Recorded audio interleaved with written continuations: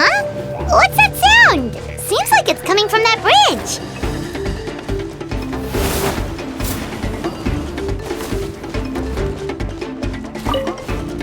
Let's fly!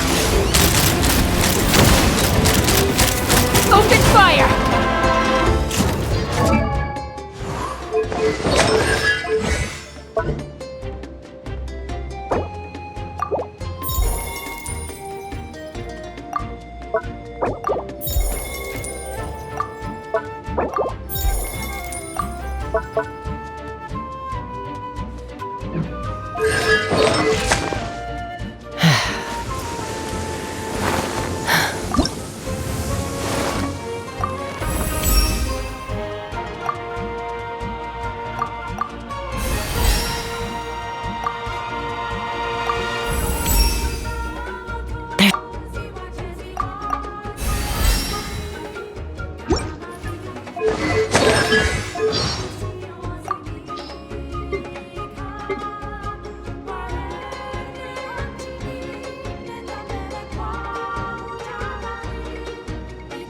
There's an urge to fight that runs in my veins. But now, I know how to put it to good use.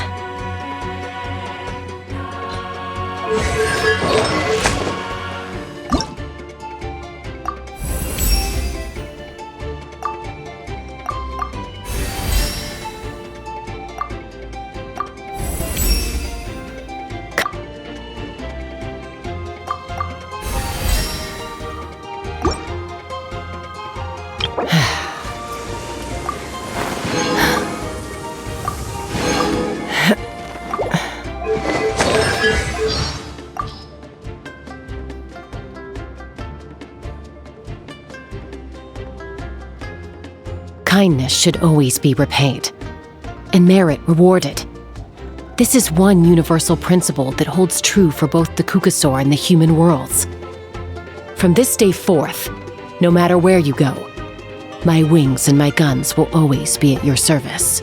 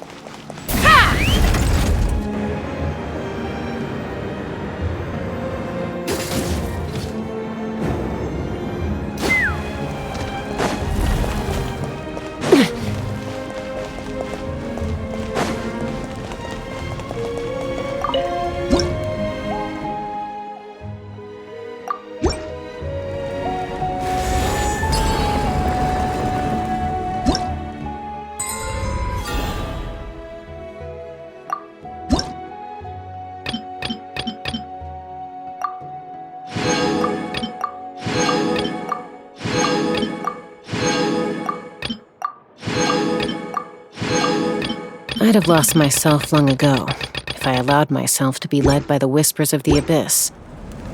Surviving is tough. Taming the beast within is tougher.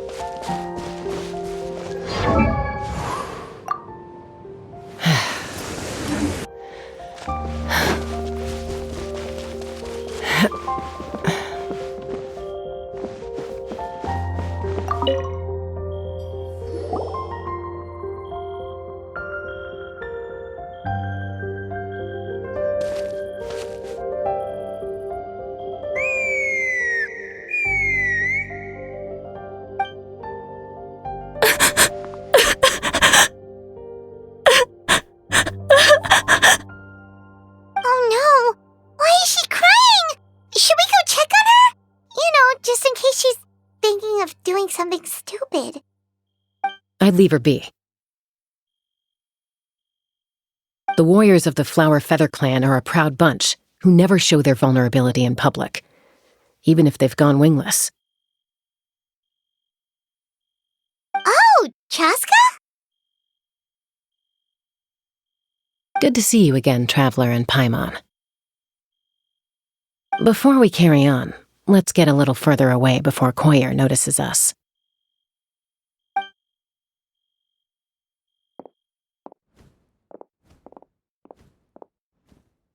So, that girl on the bridge, Koyer, you said?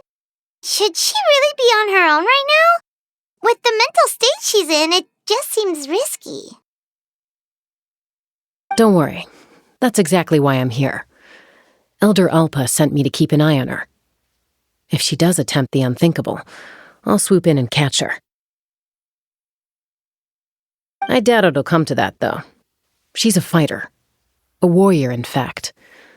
One who aimed for the sky.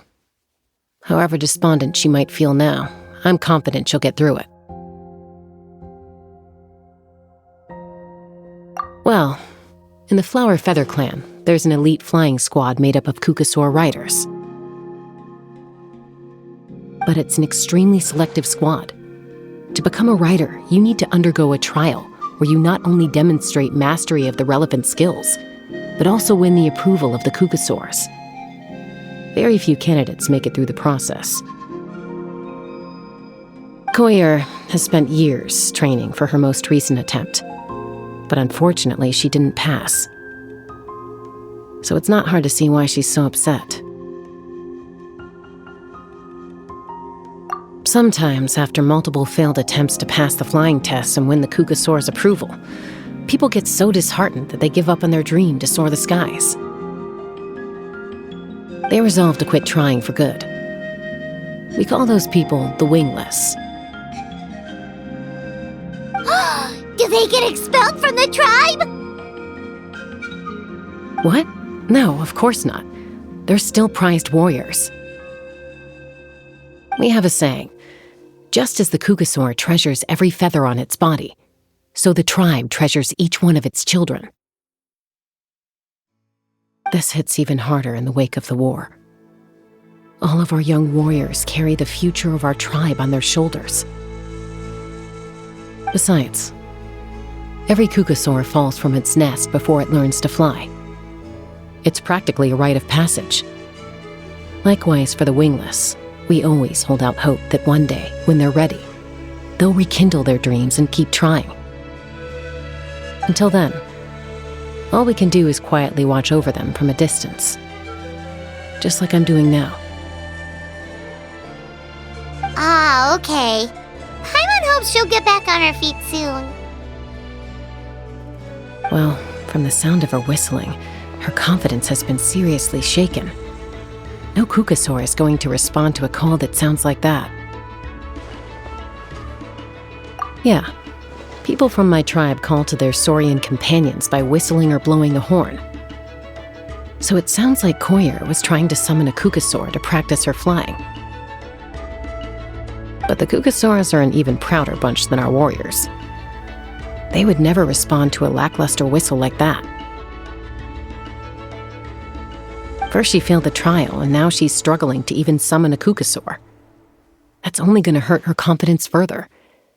And getting trapped in that vicious circle is the kind of thing that'll make people go wingless. Surely there must be something we can do to help. That's very kind of you. Koyer's flying skills are up to par, but mentally she's stuck in a rut. If she wants to return to the sky, she has to overcome that for herself. I'm going to lay low nearby, just in case she takes a turn for the worse. Let me give you a tour around the tribe once this is all over.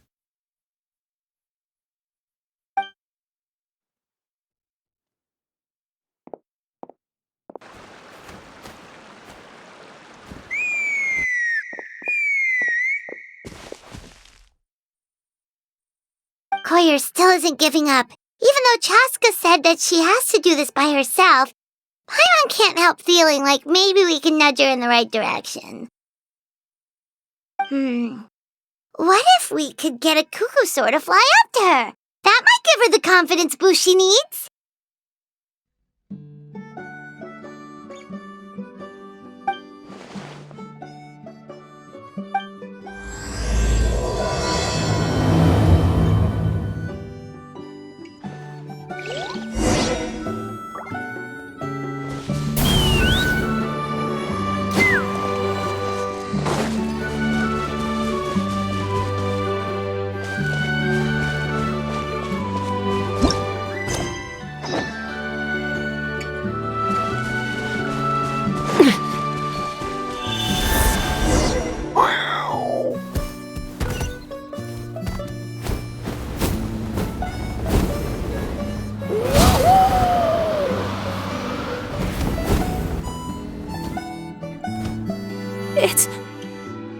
It's a cuckoosaur! Oh my gosh! Is this really happening? I did it! I summoned one! I was beginning to think you'd all given up on me completely. Thank you. Oh, thank you.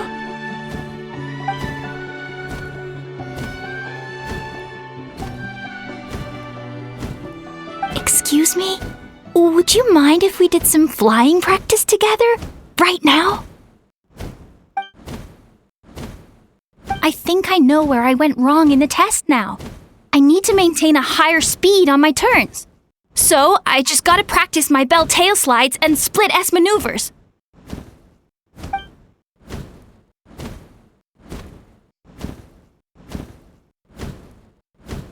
Also, I really want to try some stall turns and cobra maneuvers.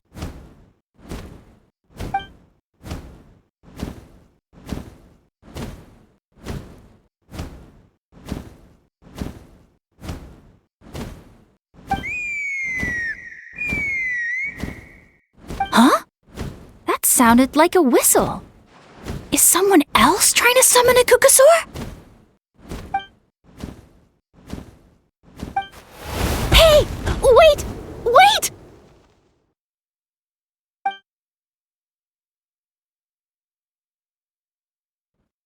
Do you think Koyer's feeling better now? Let's go back to that bridge and check.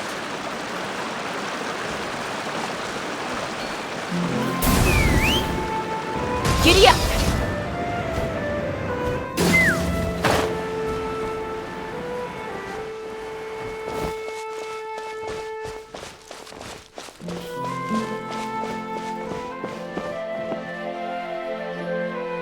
Chaska! I summoned a cuckoosaur! They do still respond to me after all! Although, unfortunately, someone else summoned it away again before I had a chance to go for a flight. Oh, really? That is unfortunate. But if you can do it once, you can do it again. Keep at it, and you'll pass the trial eventually. You're right. You know, I almost thought about giving up, but I'm glad I didn't. Hey, Chaska, how's Koyer doing? Huh? Who are you? And how do you know my name? These are my, friends. The Traveler and Paimon. You came up in conversation the other day because I was telling them about up-and-coming warriors in our tribe. Oh, the Traveler, huh? So that's you. What do you mean up-and-coming? I'm closer to being wingless than I am to passing the trial. Anyway, we haven't met before, have we? You look so familiar somehow. Maybe you saw him in the stadium? Or anywhere, really. He's been all over Natlan lately, so it's not surprising that you've seen him around. If you say so.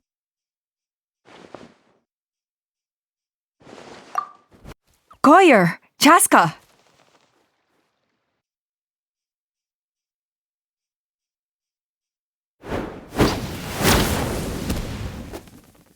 Here you are. I've been looking everywhere for you two. Oh, Elder Alpa! What's the matter? I thought I should tell you myself. We're going to redo the flying trials. Redo them? How come? This is so unexpected. And I can't believe you came out here just to tell us that in person. It's embarrassing to admit, but due to time constraints, we didn't do a proper inspection of the arena before the last round of trials began. Then we started to notice many candidates performing worse than expected. So we redid the inspection afterwards and found a number of issues which likely impacted candidate performance. This was entirely our mistake, and I apologize unreservedly. I know it doesn't make up for it, but I thought bringing you this message in person was the least I could do. Oh, okay. Chaska, these people you're with, are they the Traveler and Paimon? Huh? You've heard of us? I have indeed. Gathering intel is an essential part of being a warrior. Plus, you've already made quite a name for yourself in Natlan. Actually, I've been meaning to invite you to enjoy our tribe's hospitality for some time. Hospitality? Oh, that includes food, right? Of course it does. If you let us host you, you'll be treated quite lavishly. Mighty warriors are highly revered in our tribe. Besides, we still owe you for your help during the war. Without you, we would have suffered far worse at the hands of the Abyss. So I like the chance to show you our gratitude on behalf of the whole tribe. Mighty warriors, plural? So Paimon counts too? Paimon's starting to like you a lot. That should go without saying. Your flying skills are the envy of our tribe. The Flower Feather clan seems like a really nice bunch of people. We definitely need to take her up on this offer.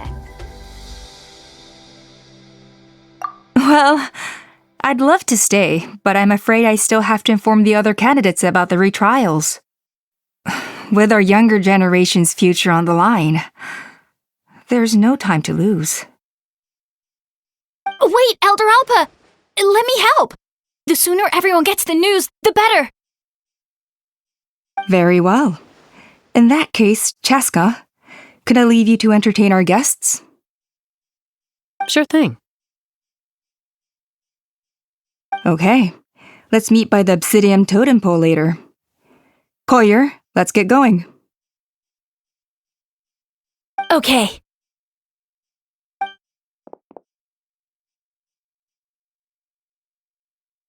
All right, they're out of earshot. I'm just gonna come out and ask. That Kukasaur who responded to Koyer's call, that was your doing, wasn't it? I grew up with these creatures. I could tell something was off the second I saw it. His whole demeanor seemed less like a Kukasaur and more like, well, you. So I figure you must have been pulling the strings somehow. He looked very flustered when Koyer asked for a ride, so I whistled to give him a chance to escape. And judging by the look on your face, that was a welcome intervention, huh? It's all right. If you'd rather your hidden talents remain hidden, I respect that. I won't press you for answers, and I'll keep my speculations to myself. You're the kind of person I'd still trust even if you had superpowers. I know you'd use them for good. I think the ends justify the means in this case. She just lacked confidence, and you helped her resolve her internal conflict. If you hadn't intervened, I likely would have gotten my mom to help out instead. Although, having said that, there's a small chance she might have recognized her and seen through the whole thing. That would have done more harm than good. Yeah. Anyway, if you're free now, how about I give you that tour I promised?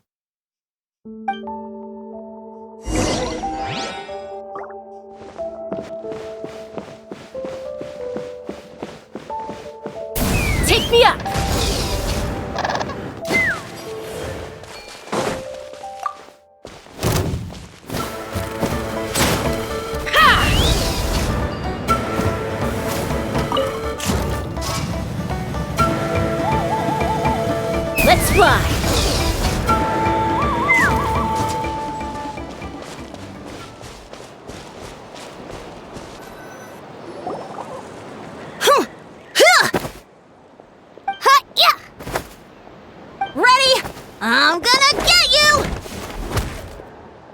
Uh-oh. Are they fighting? Should we try and break them up? They're fine. Just doing their daily combat training. Combat training? A little young for that, aren't they? Not to us. We're a tribe of warriors. In ancient times, we were the most elite troops in the nation, responsible for patrolling and defending all of Natlan. And even though times have changed, we've kept our martial spirit alive. Hey, is that Chaska?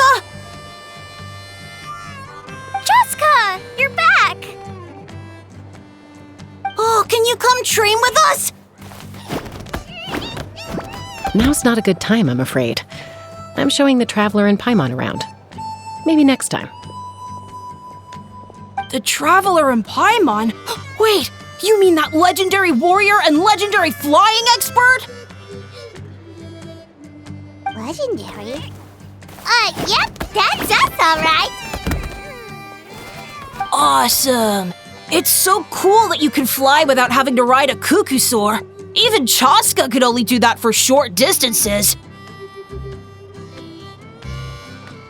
Mr. Traveler, can you teach me some cool sword tricks?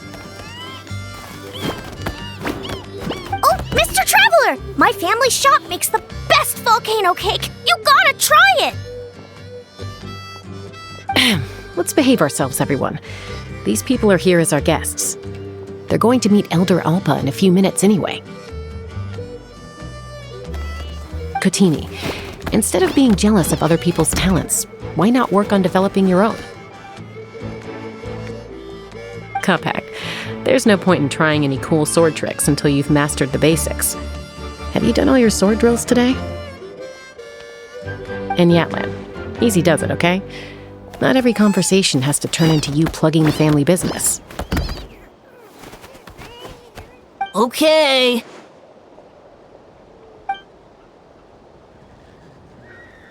Sorry about those kids. They just got overexcited when they heard your name. I hope it didn't bother you too much. This is a volcano cake that Yatlan forced into my hands. She said to think of it as an apology gift. Whoa, it smells amazing! Traveler, you want some? Well, that's good. Yatlan will be thrilled. By the way, Chaska, those kids really adore you. You're way better with them than Paimon expected. Paimon figured you'd be more... aloof, maybe? Aloof, huh? Well, to be fair, there was a period when I was like that. Around the time when I first joined the tribe. But it's a terrible attitude to have as a peacemaker. It tends to turn situations that could have had a peaceful resolution into a stalemate that can only be resolved by force. Yep, exactly. As long as other options are available, I try to avoid that at all costs. Someone once told me that peace imposed by force will crumble in a matter of days. But peace achieved through genuine dialogue actually benefits both sides. Even if sometimes the parties are only willing to negotiate because they're both armed to the teeth. That's true. Hey, Chaska! Uncle Cusco knows you're back, and he's coming to get you!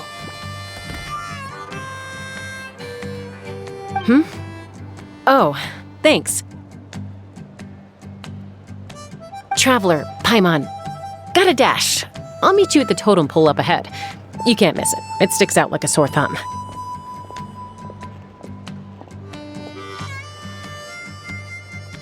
Wait, are you running away? First rule of conflict resolution? Grab the fan and run before the you-know-what hits. Trust Chaska to make even running away sound cool! Sorry about this. Just stall him for me, okay? I'll explain everything later.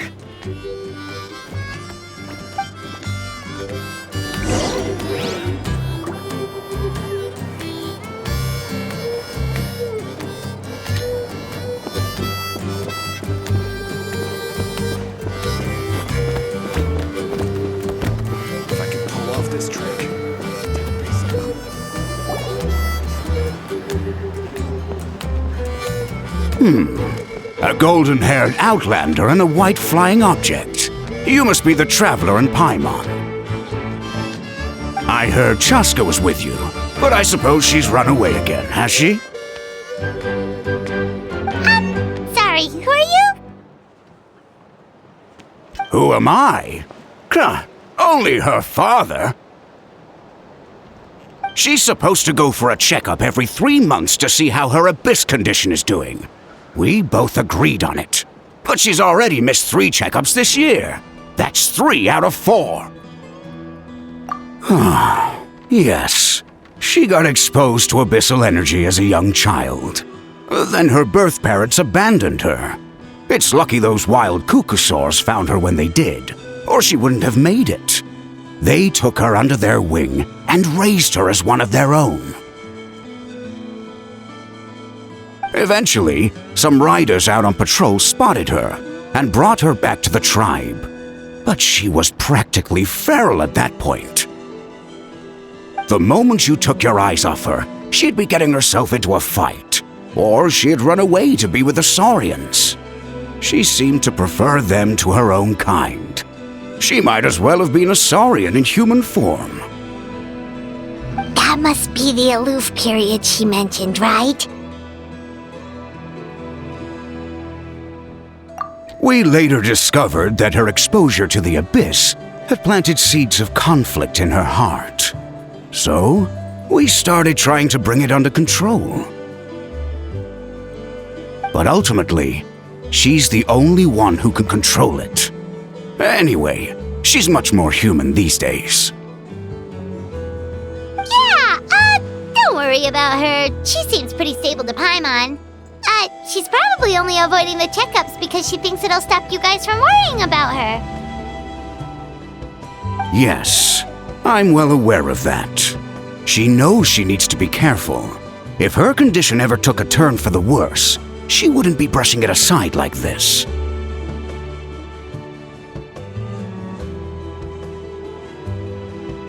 It's just, every checkup she's been to, they find new cuts and bruises. Nothing to do with the abyss, of course. Oh no, that's all fine. The problem with her is, she's her own worst enemy. She's been living dangerously again. I'm sure of it. That's why she's avoiding the checkups. She wants to hide it from us.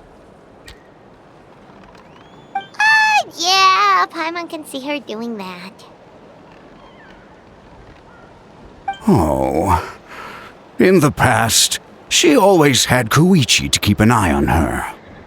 Now Koichi's gone, and I don't want to lose another daughter. Chaska's been increasingly reckless since Koichi passed. It's like she's trying to make up for it somehow.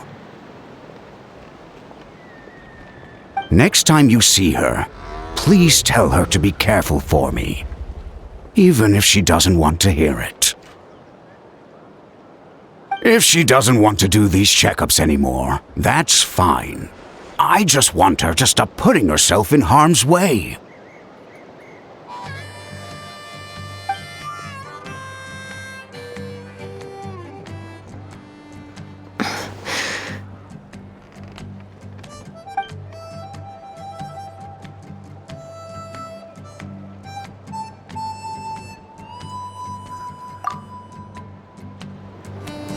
Where did the time go? We should be back up with Chaska before it gets any later. To get to the totem pole, we need to head north, right? I'm sorry. I didn't mean to keep you so long. I don't get to talk about my daughters much. Once I got going, I lost track of time. I should be getting back to work now. So, Oh, Chaska. Help me talk some sense into her, won't you?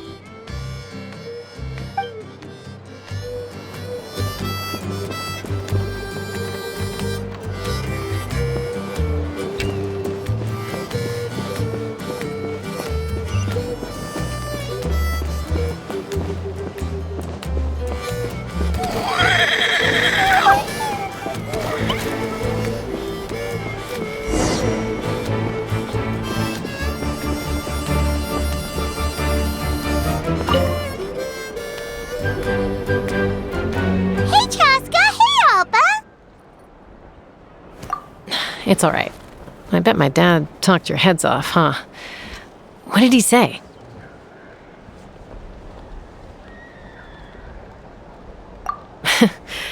I was sometimes a little impulsive back then. That's putting it mildly. The memories. It feels like it was only yesterday when we brought you back and had Cusco and his family take you in. Back then, no one imagined this feral child would grow up to be the strongest warrior of the Flower Feather clan. Huh? You were the one that brought Chaska back to the tribe? That's right.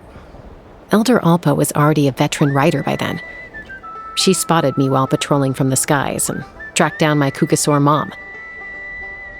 Mom agreed it was time I tried to re-enter human society.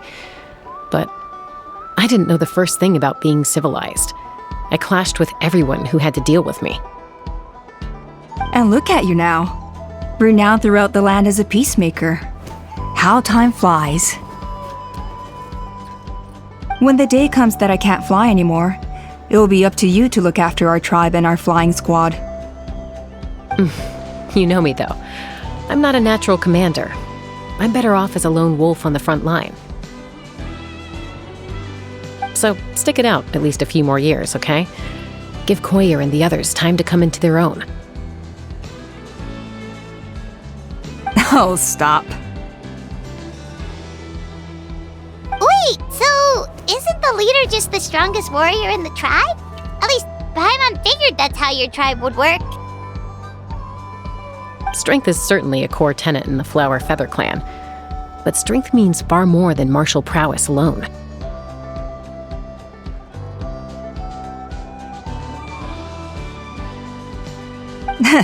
If it all came down to individual strength, I'd struggle to call myself a warrior, let alone a member of the flying squad. Any fighter in the tribe could take me down.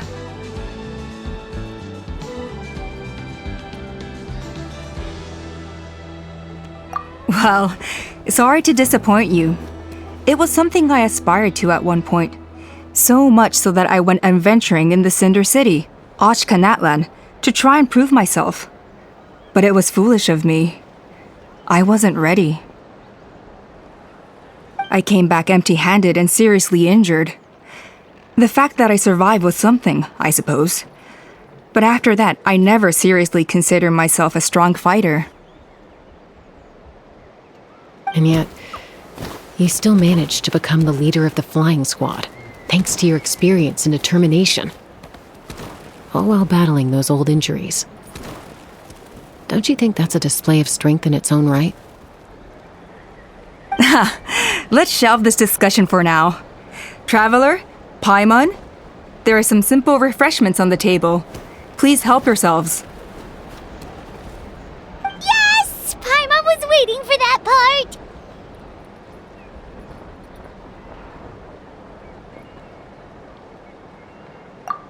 They were for the snack stomach. The refreshment stomach still has plenty of space.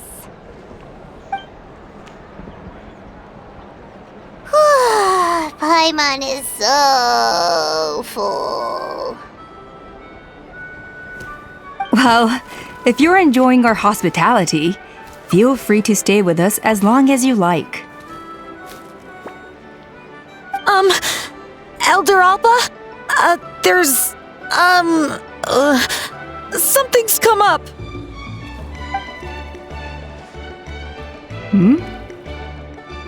What happened? Is it serious? Shall I deal with it? It's... Some merchants showed up, not from our tribe.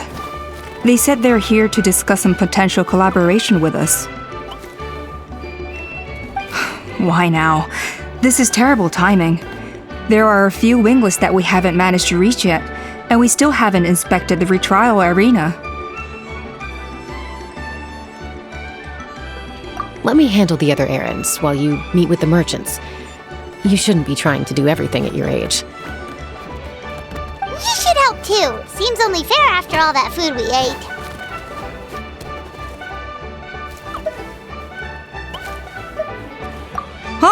Well, much obliged.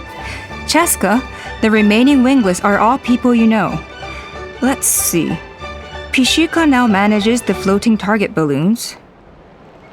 Waska's probably still addicted to eyes on the feathered prize, and Junon spends her days up on the flying platform, staring at the Cinder City. I'll leave you to tell them the news. As long as you've thought it through, just go for it.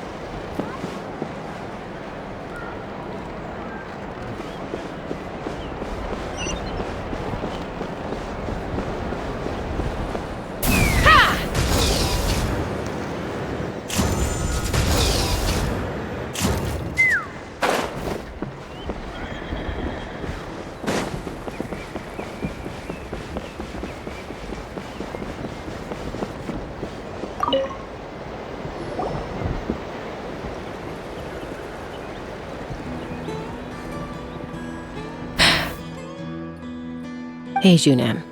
Gazing out at Ochkanatlan again, huh? Chaska? What are you doing here? Is something up? The flying squad is hosting retrials again soon. Wanna give it another try? Maybe you're forgetting the definition of wingless. I've failed so many times already that I've decided to call it quits for good. I'm done. Elder Alpa always goes out of her way to come and tell me when a new trial is coming up, and it's nice of her to think of me. But nothing's gonna change. I'm not going to suddenly pass just because they're holding another trial. They're making some big changes to the arena this time, so the flying experience should be smoother than before. Koyer's gonna try again.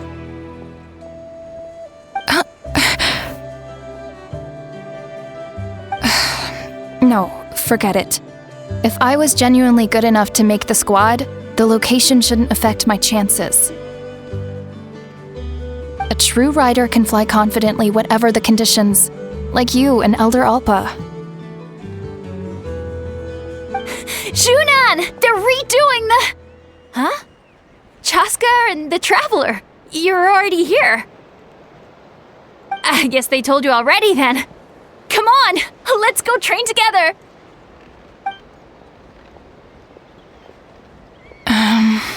I'm gonna sit this one out. What? Why? But you've always looked up to Elder Alpa. She went wingless after her injury and spent years drifting, but even she came back and made it in the end. If she can do it, why can't you? I mean, I don't have that kind of perseverance. And besides, the last thing I want to do is fail in front of her yet again. Oh, come on. You know you don't need to worry about that. All right, well, how about we just treat this as you being my mentor? Then will you train with me? I mean... Enough umming and ahhing. Let's just get up in the air and figure it out as we go. Wait! Hold on, slow down. I can't keep up. Well, that's one way to do it.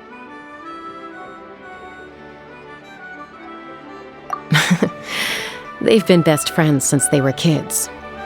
If anyone knows how to get Junan out of a rut, it's Koyer. You helped Koyer deal with her internal conflict, and now she's done the same for someone else. You know, people often talk about how one conflict leads to another and so on. But sometimes in life, things spiral in a good direction instead.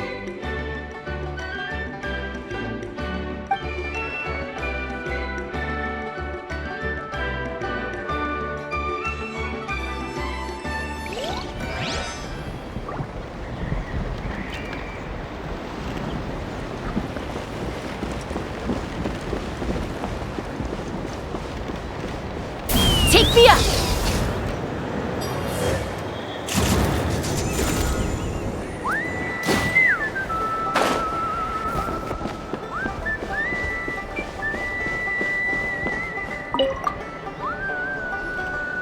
A retrial? What's the point? I pretty much treat life like it's a game. No Kukasaur is ever going to approve of that, no matter how many times I try. Waskar, I can assure you, Kukasaurs wouldn't judge you for something like that. Well, they must be judging me for something. Maybe I lack fighting spirit, or just don't have the talent. Not everyone's a natural like you. Don't waste your time on me. You'll have better luck with the ones who still have their heads in the clouds.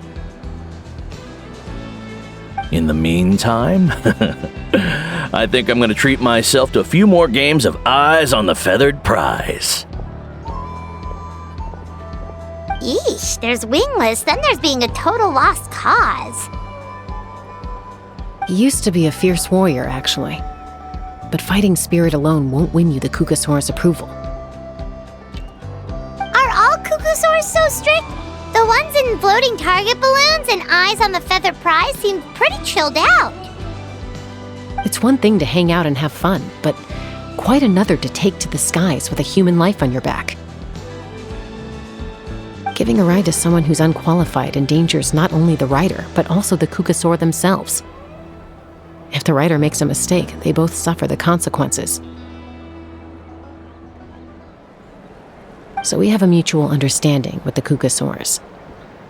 If someone isn't up to standard, we have to reject them. Even if it means breaking their hearts.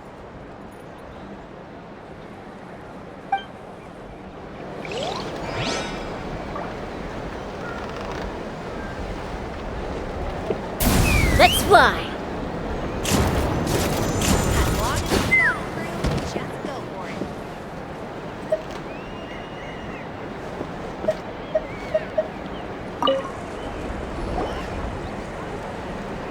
Are you sure you don't want to reconsider, Pashika? I appreciate it, boss. But honestly, I'm pretty happy with my life nowadays. Pashika, they're redoing the flying trials. Huh? Mutoda? Ah, did Alpa send you? I was just telling Pashika the news, actually. The way things are with the tribe these days? I mean, you don't need me to tell you. This here is no future for a seasoned warrior like you. Ah, come on, boss. Do you have any idea how long it's been? I've been wingless for years now. I'm not cut out for that anymore. Of course, I'll do my part if we ever need to defend the tribe. But there's really no point in me trying out for the flying squad now. I've already made my peace with it. Not everyone has what it takes to return to the sky after going wingless. Elder Alpa's perseverance is something else. And it's okay if I'm not destined for greatness. I might not have the Kukasaur's approval, but with my hot air balloons, I can still reach the skies.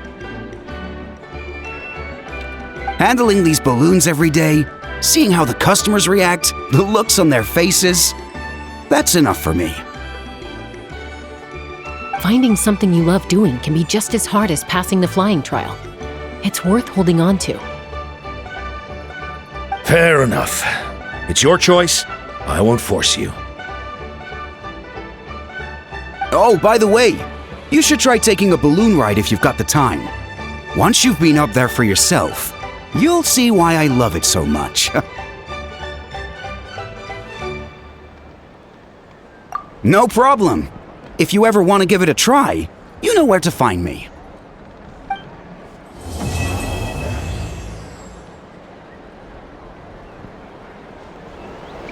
We've notified all the wingless on the list now, right? Where to next? The trial arena. It's not far from the tribe.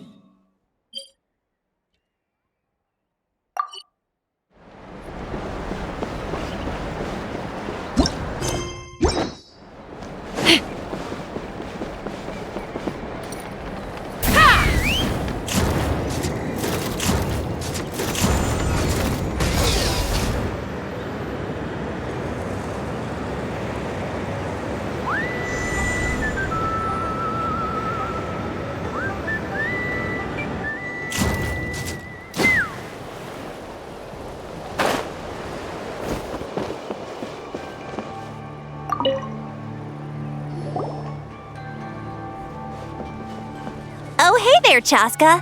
Did Elder Alpa send you? Yeah, she's got other things on her plate right now. How are things looking here? Well, the inspection revealed numerous blockages all over the trial arena. It looks like they're the result of ley line disorders caused by repeat abyss invasions. Theoretically, we just need to clear those obstacles, and the arena will fill up with gaseous phlogiston again. But that's proving difficult to achieve in practice, for all sorts of reasons. Why don't you head on down and check things out for yourself? Feel free to ask the staff for more details.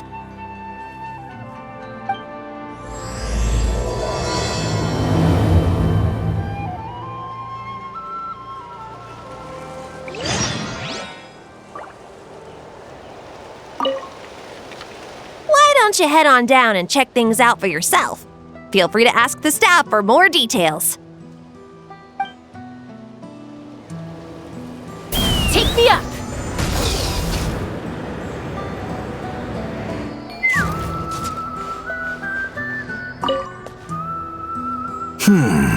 I think it should be possible to clear this spout with just a few hard hits.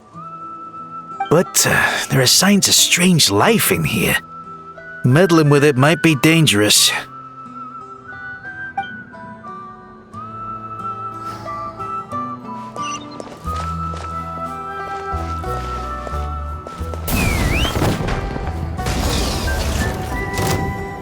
Hey! Monsters!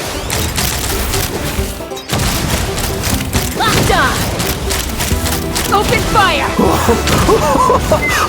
I thought I was done for. Oh, this spout should be good now. Thank you very much.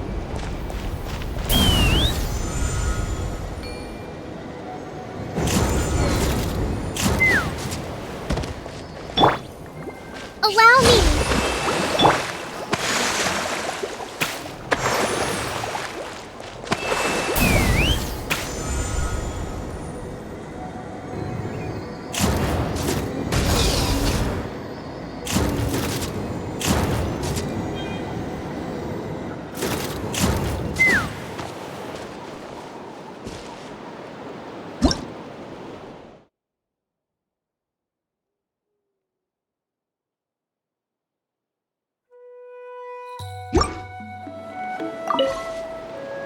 This is crazy.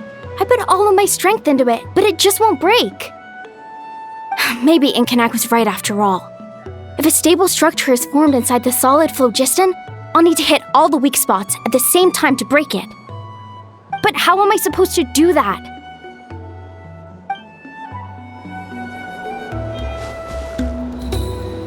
Let's fly! Locked on! Open fire!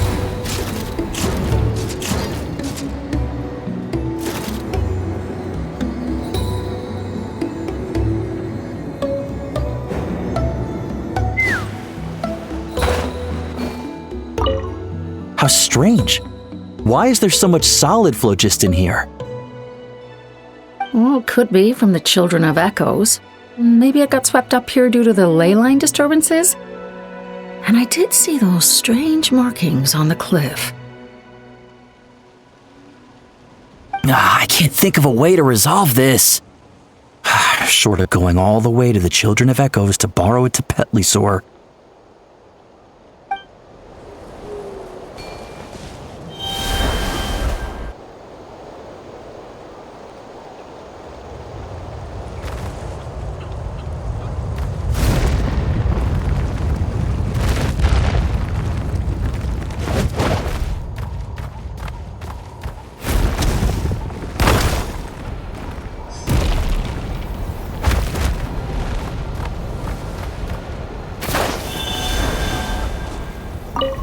Whoa! Did you see that? A Tapetlisaur just showed up out of nowhere. How did it get here? Just passing by, or... Huh. Well, not gonna argue with a good thing. The spout's clear. That's all that matters.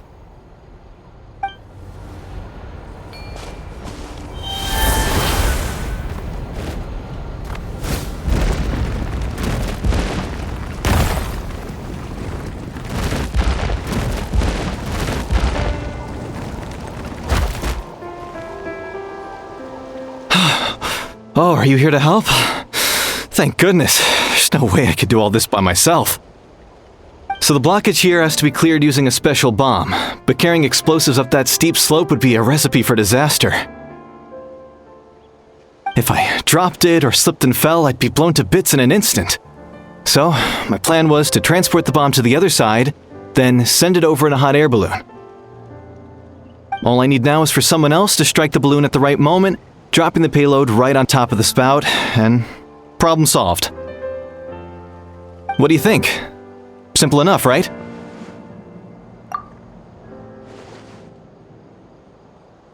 Huh? Oh, that one!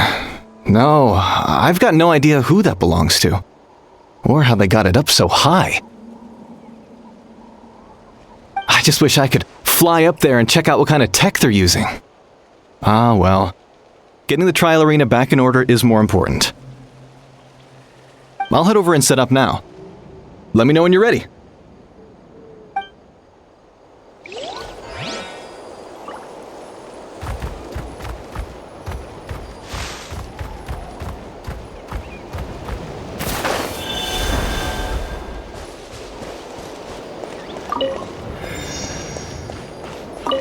All right! Get ready!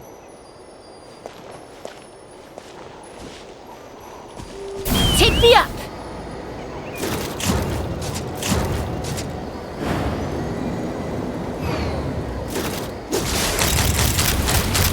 Open fire! The gaseous phlogiston is being replenished. Looks like all the spouts have been unblocked. Let's head back up.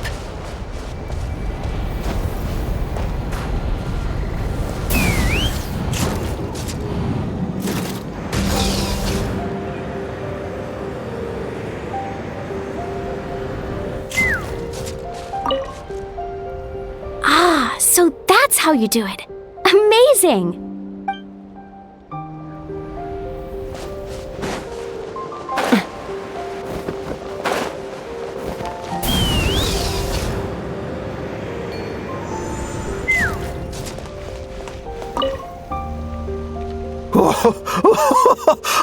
I thought I was done for. Oh, this spout should be good now. Thank you very much.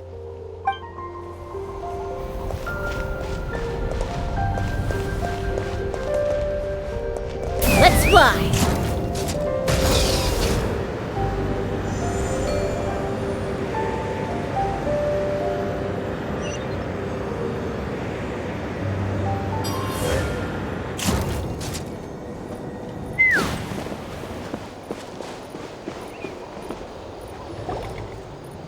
Wow, you took care of everything in no time at all.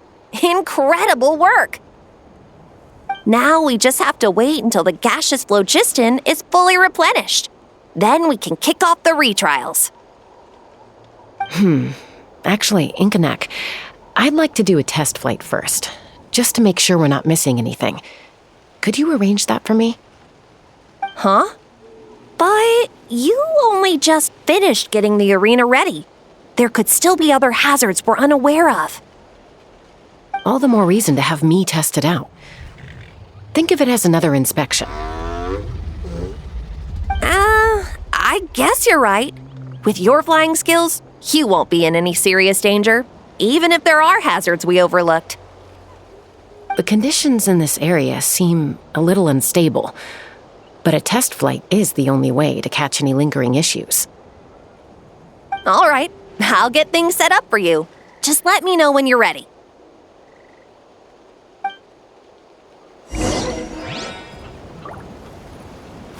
Yeah! Take me up!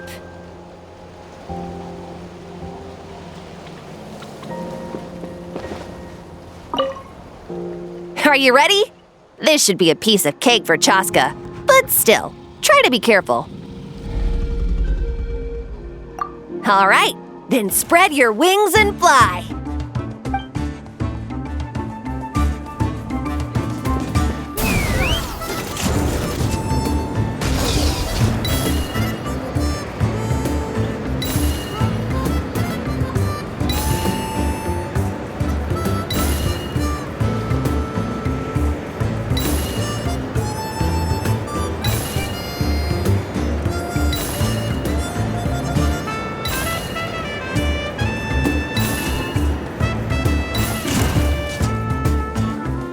Giddy up!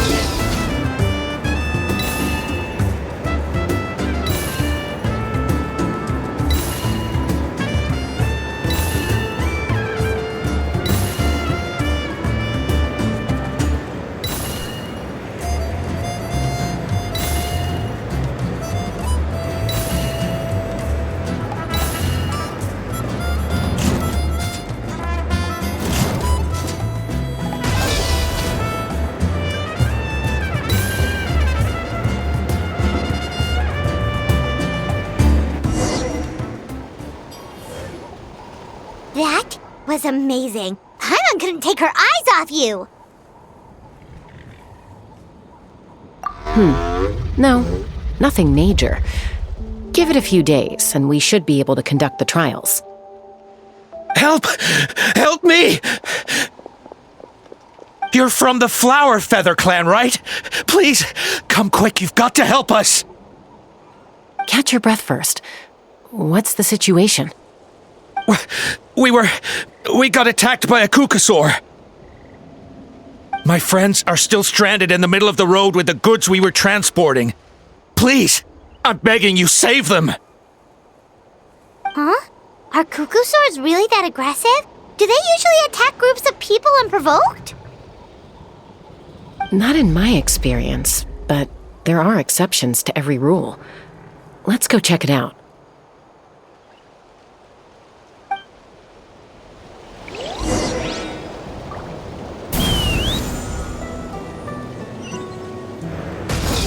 Ouch! I've never seen such an aggressive Kukusaur.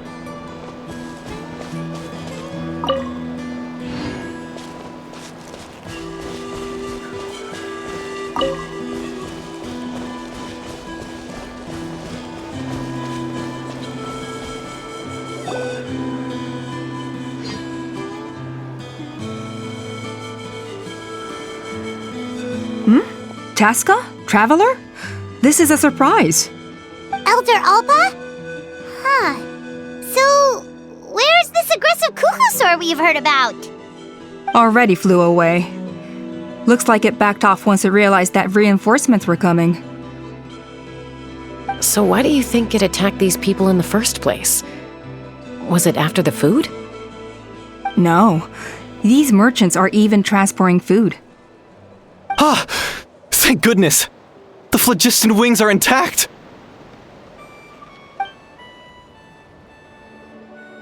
Phlogiston wings. Thank you so much for coming to our rescue. These phlogiston wings are our most prized goods. If anything happened to them, it would ruin us. Wait a minute. Are you the merchants that were looking to collaborate with us? Wormy told me about you. Yeah, that's us. So I take it you're Elder Ulpa? I am. You must be exhausted from your journey, not to mention shaking up from the attack. Let me bring you back to our tribe to rest. We can talk business after you've recovered. But Elder Ulpa, what about the Kukusaur attack? Well, our guests here weren't seriously injured, and their goods are intact. Perhaps that Kukusaur was just having a bad day. There are so many of them around here. You'd expect something like this every once in a while. I don't think we need to pursue it any further. More importantly, how are the preparations for the flying trials going?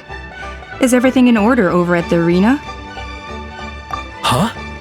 Did you say flying trials? What a coincidence!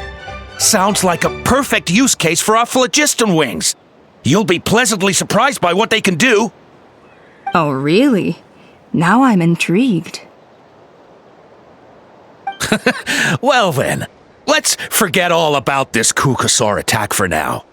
We have some serious business to discuss.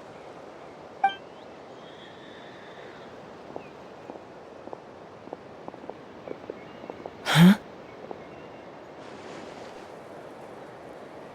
So that's it? That all went smoother than expected. Well, guess we'd better get going. Huh? Chaska?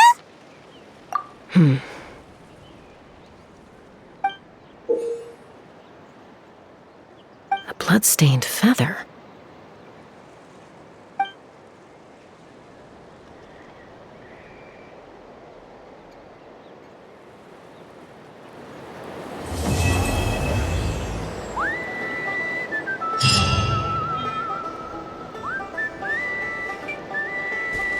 The Flower Feather Clan should be about ready to hold the new flying trials by now. Let's go check it out!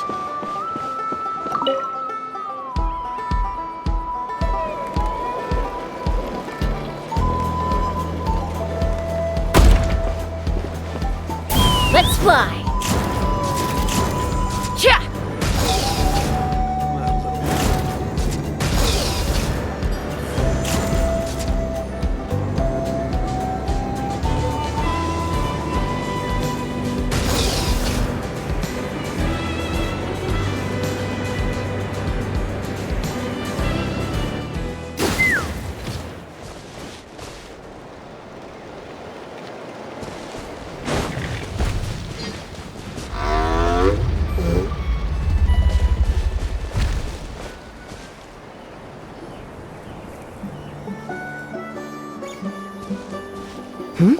Ah, Traveler and Paimon. You came. Yep, and it looks like we made it just in time! Although, can't say the same for the Cuckoosaurs. Bit of a low turnout, huh? Yeah, you'll see why soon enough. All right, get ready. 3, 2, 1, fly!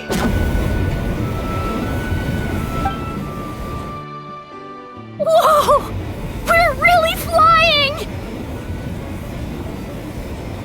I feel light as a feather.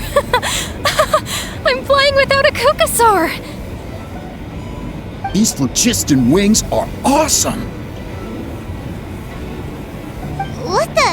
What's going on? Paimon can barely believe her eyes. How did they fly all on their own? The merchants we ran into that day were selling a product called phlogiston wings. It's a flying machine worn on the back. To operate it, you just use a handheld trackball that controls the flow of gaseous phlogiston. That's incredible! Yeah. If our tribe, if Natlan mass adopted this technology, it would revolutionize our mobility and responsiveness in times of crisis.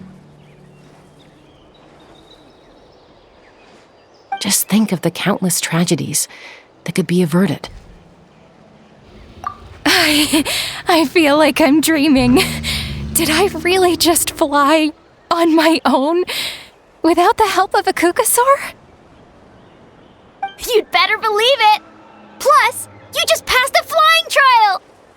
Right, Elder Alpa?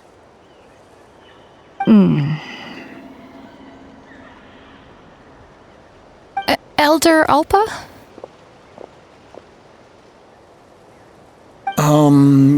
Should this really count as a pass if we did the trial using phlogiston wings? Why not? The scoring rubric is about flying performance. It doesn't specifically say you have to ride a Cuckoosaur, does it? Yeah, maybe, but I mean, even Chaska had to ride a Cuckoosaur in her trial, right? And the whole point of the trial is to test both your flying technique and your ability to work with a Saurian companion. Well, if we can fly by ourselves, maybe we don't need to test the ladder anymore.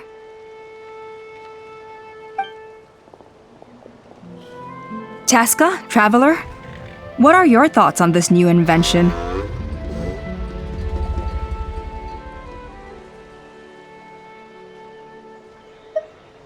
Right?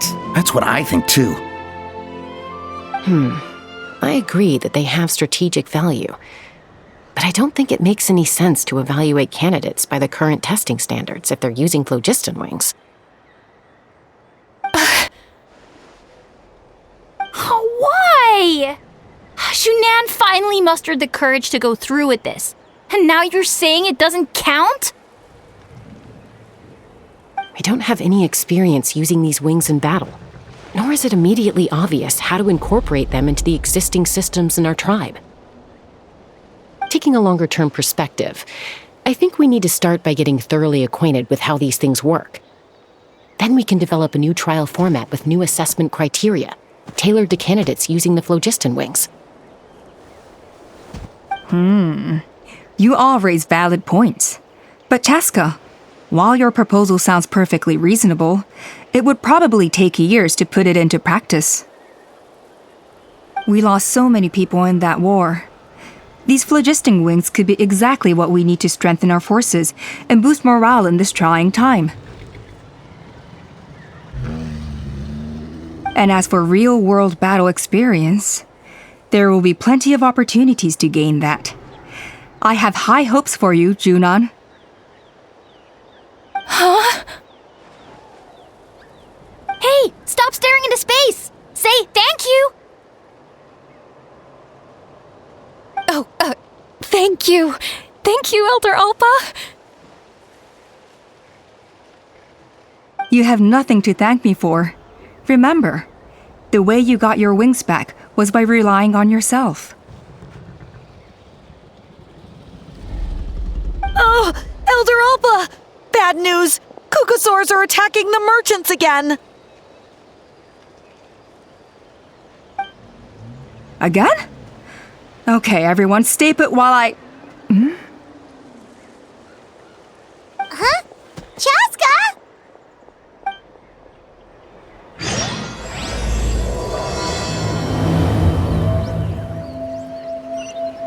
Why did Chaska rush off like that? And then Elder Alpa and the others too? Anyway, let's go see what this is all about.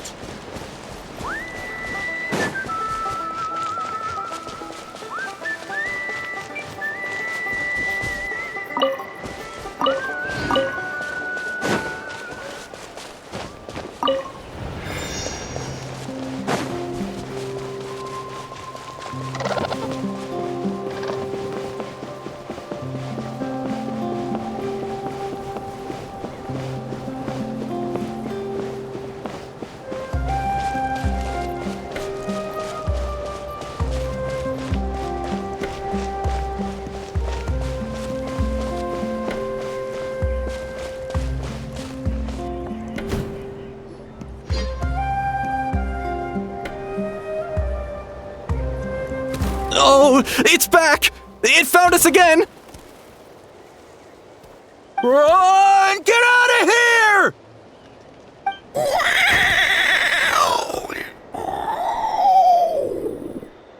Curses! She's really riled up this time. Hey! Stop running! We'll never outrun a creature with wings! Get back here and let's fight!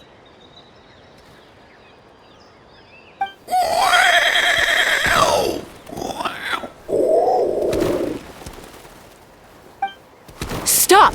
All of you!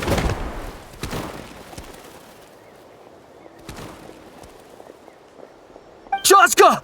Oh, wonderful! Quick, get rid of that thing!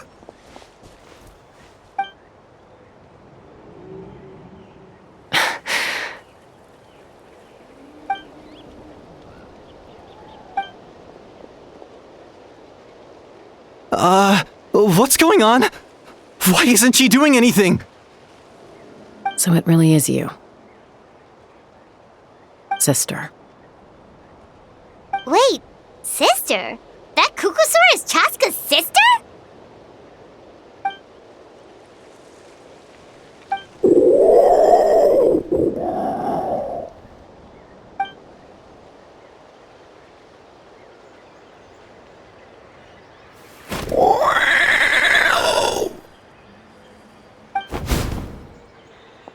Koya, wait!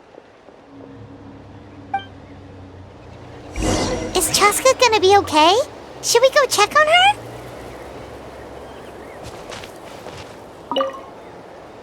What was wrong with that Kukusaur? Why was it so aggressive? If we just let it escape back into the wild, who's to say it won't attack again?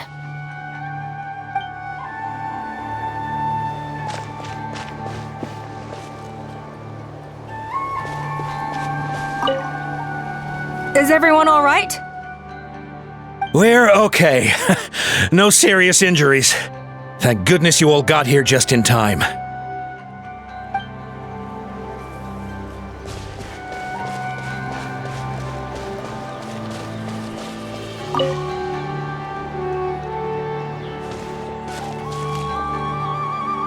Chaska, are you okay?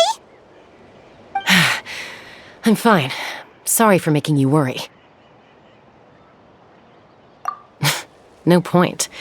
She's an expert at hiding her tracks. Once she's shaken you off, you'll never catch up to her. At least, I always used to lose to her at hide-and-seek when we were kids. Well, yeah. You know I was raised by Kukasaurs. Anyway, she and I grew up in the nest together. Her name's Koya, and she's my big sister. We played together all the time, chasing each other through treetops or mountaintops. It felt like it would go on that way forever. Until the day I was sent back to live with the humans. Not all Kukasaurs are friendly towards people. Koya, for instance, she's fine with me because we grew up around each other, but she's not fond of other humans. When Mom decided to send me away, Koya strongly protested, and after I left, she became more and more reluctant to interact with humans. Maybe she thinks that humans stole you away from her. It's a possibility, but in any case, we still stayed best friends at first. I had a hard time adjusting to life in the tribe, so whenever something went wrong, I'd run off into the wild and vent to Koya. Ah, so that's what Uncle Cusco was talking about. He said you seemed to prefer hanging out with Saurians to your own kind back then. Yeah, I did. But then, gradually, everything changed. With a new mom and dad, a new tribe, and Koichi. I started getting curious about these humans, and made an effort to understand their behavior. The more time I spent with them, the less I spent with Koya. And then, one day, it was Koya's turn to leave the nest. She sought me out and asked if I was willing to leave the tribe and go live in the wilderness with her. As far as I can remember, that was the first time she ever approached a human settlement on purpose. So, how did you answer her? Well, I wouldn't be standing here talking to you if I'd said yes. No, I was torn. On the one hand, I'd already made up my mind to embrace my new family and accept my human identity. But I also knew that Koya wasn't a fan of humans, and I didn't want to disappoint her. She took my hesitation as an answer. She saw it as a personal betrayal, threw a huge fit, and then flew off. We hadn't seen each other since, well, until today. Not for a lack of trying, though. I tried asking Mom where Koya's new nest was so I could talk things out with her. But Koya had already asked Mom not to tell me where she'd moved to. It must be hard for Mom, being stuck between her two daughters. So I didn't press the issue. And I didn't go looking for her. If things carry on like this, I need to make sure I find her before anyone else, even if she doesn't want to see me. For now, let's bring the wounded back to the tribe, and see what Mutota and Elder Alba have in mind.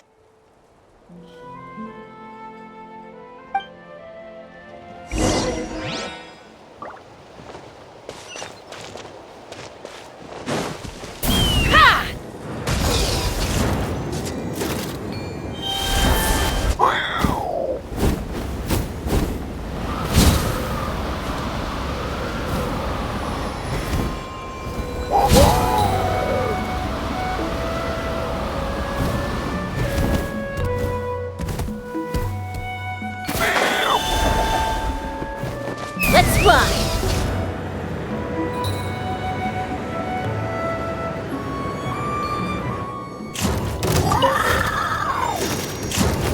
Giddy up!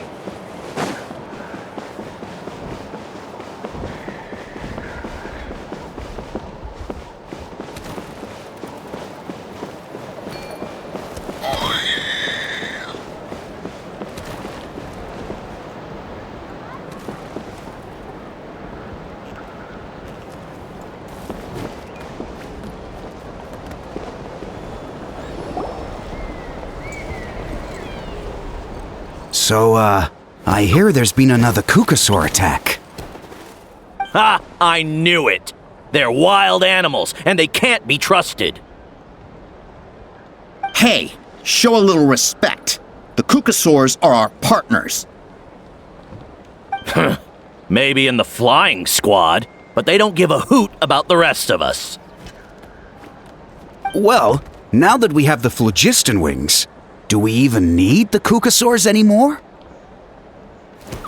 Are you kidding? How are we supposed to protect our tribe without them? I didn't mean it like that. Huh? Protect our tribe? Or are you just scared that your precious flying squad will lose its prestigious position? You take that back! Things are changing so quickly. Chaska, there's a conflict emerging there. Aren't you going to nip it in the bud? The whole tribe's talking about this now. Breaking up a single fight won't solve anything. The real source of conflict here is the phlogiston wings, and what happened with Koya. On any other day, people would just brush this attack aside. After all, clashes between wild Kukasaurs and humans are no more common than those between people. But now that the phlogiston wings have entered the equation, it's sparked a debate over whether our tribe needs the Kukasaurs at all.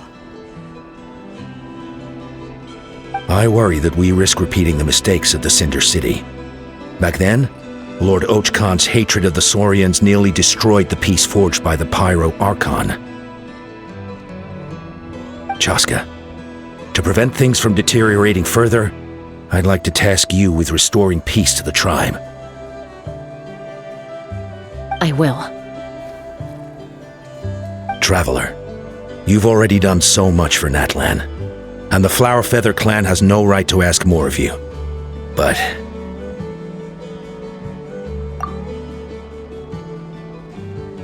thank you. And don't forget about Paimon. Just leave this to us. This whole situation has unfolded so quickly that it's put us on a back foot. To tell the truth, it makes me a little suspicious.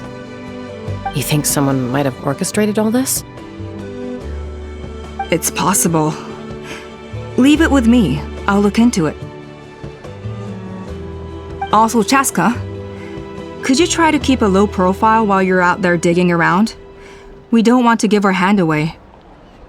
I'll do my best.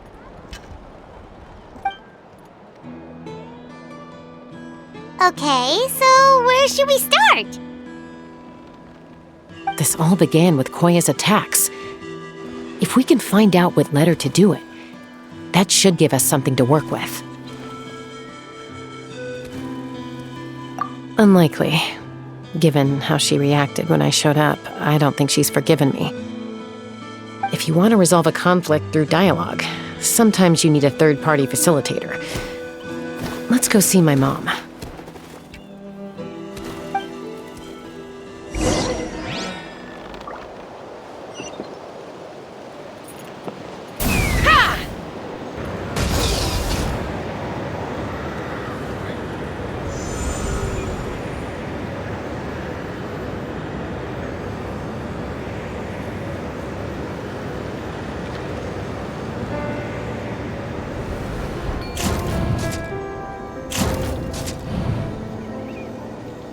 Giddy up!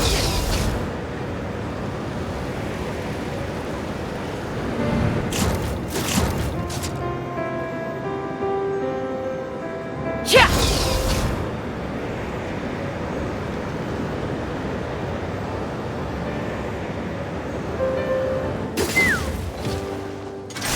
Rain. The hair and feathers are gonna get soaked. Time for some preening when I get back. Hold the line.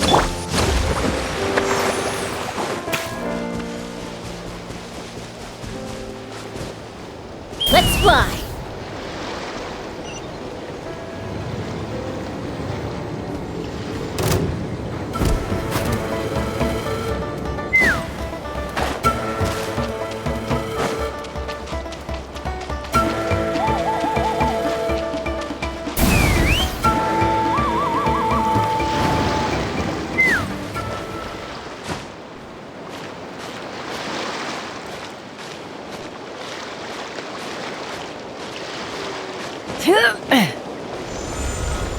Take me up!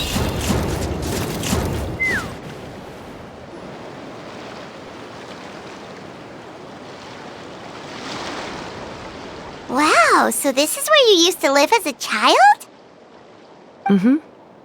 When I was little, we used to do this thing where I'd jump from the top of this tree, and Koya would fly over from the platform and catch me in midair. Or sometimes we'd both fly from the treetop together, and then after some aerial maneuvering, she'd throw me up onto that platform. After we got a bit older, we went to the nearby shores looking for even greater heights. Stop! You're gonna give Paimon a heart attack! Oh, really? I just thought it made a fun story. Then I'll share more with you when there's time. Anyway, back to the matter at hand.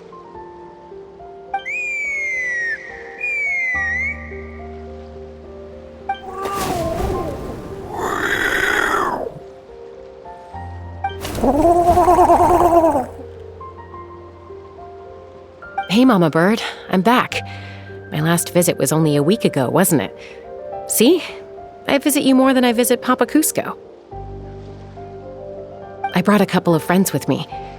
These are the Traveler and Paimon. Traveler, Paimon, this is my mom. Her name is Chimpu. In the human tongue, anyway.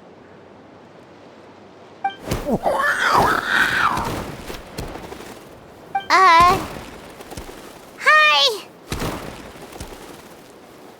No, not really. I don't speak it as such, but I can sort of get the gist. Although only with Mom and Koya, since I spent my formative years with them. Even then, it's basically a best guess based on their sounds, body language, and expressions. Seems to work about 9 times out of 10, anyway. As for whether Mom understands me, I can't always tell. But somehow we still manage to communicate. Call it the family bond, I guess.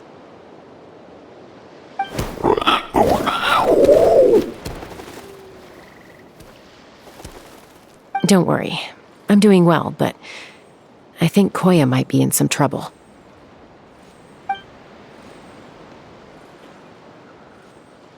I know she's never been a fan of humans, but she's never deliberately attacked them before either. What's behind this sudden change?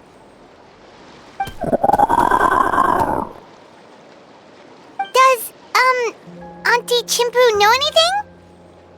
Doesn't look like it. Koya hasn't visited her in a long time. Then, could you please tell me where she's living nowadays? I really need to talk to her. If this animosity between her and the tribe continues, then the next time there's an incident, I don't know if I'll make it there in time.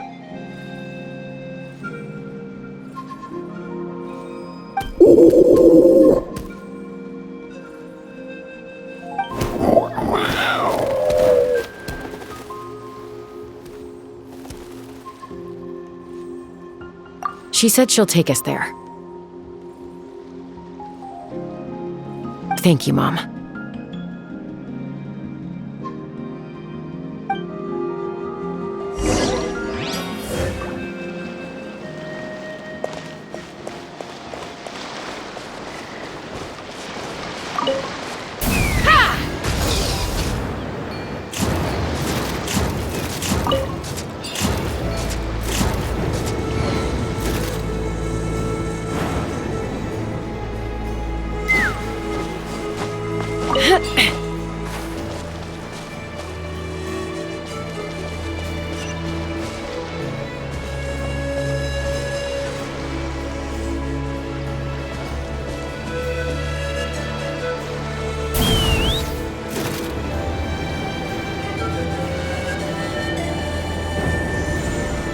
Giddy up!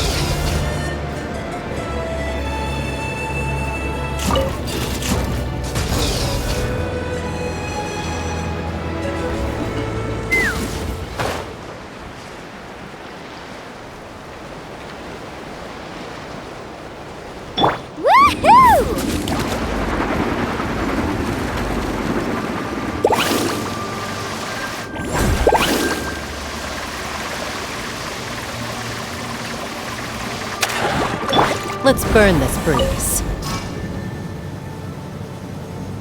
Rain? Take me up!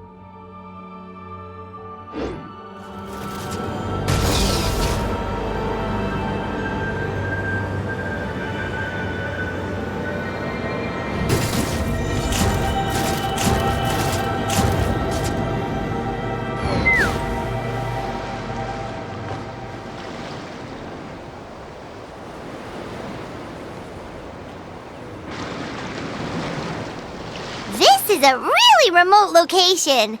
Guess she was trying to get as far away from humans as possible.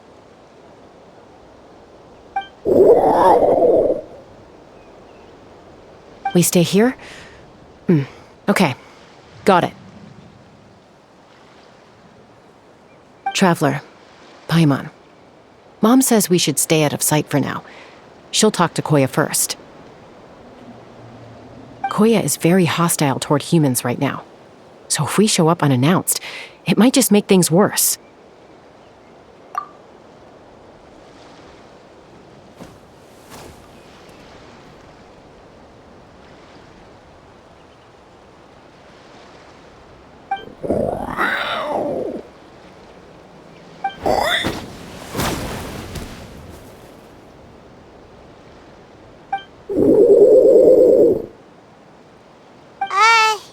Any idea what they're saying? Sounds like things are more complicated than I imagined. There's evidence in this area suggesting that Koya might have been the victim of a human attack. What?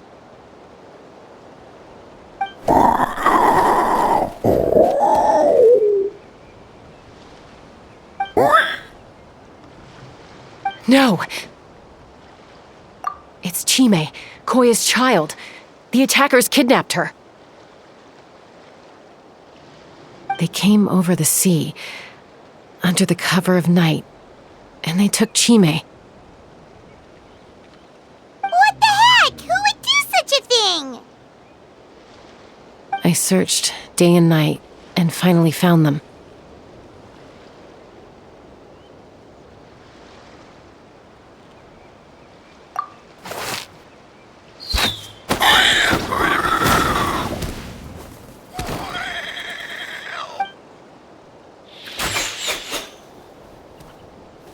Oh yeah! Tafal's contraption is working like a charm! Got her in one! Hey, there's another one! Wait, is that the one that got away last time? Who cares? Just get them all! Tafal pays us per catch!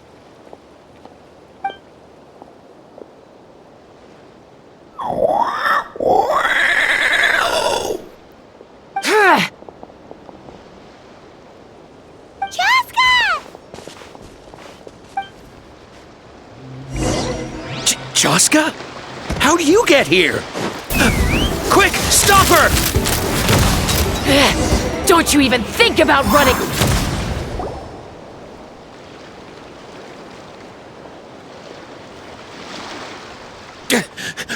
Don't come any closer, or I'll...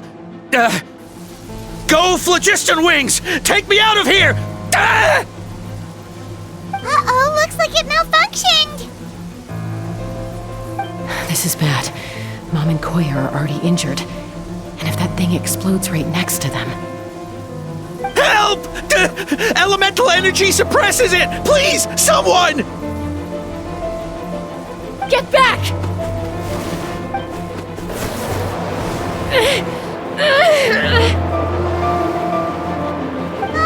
It's still going! And it's getting worse!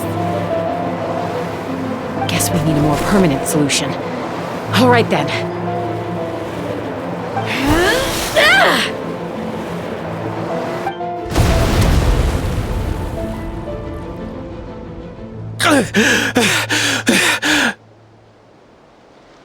That was too close. I thought I was gonna die.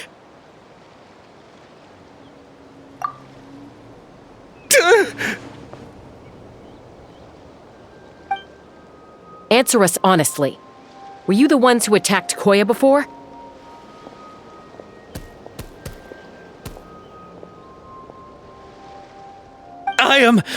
No, it was...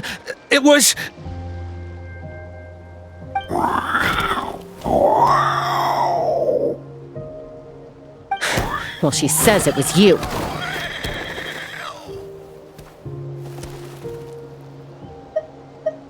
Just tell me, who sent you here? It was to Paul. He told us to catch all the wild Kukasaurs we can find. And he also said that this Kukasaur has become a thorn in his side, so it needs dealing with urgently. To Paul? Huh. Sounds familiar. But where from? Well, he tends to send his orders in writing. He pretty much never communicates with us in person. When he does, he wears a mask to hide his face. And whenever we trade Kukasaurs for phlogiston wings, we deal with his henchmen.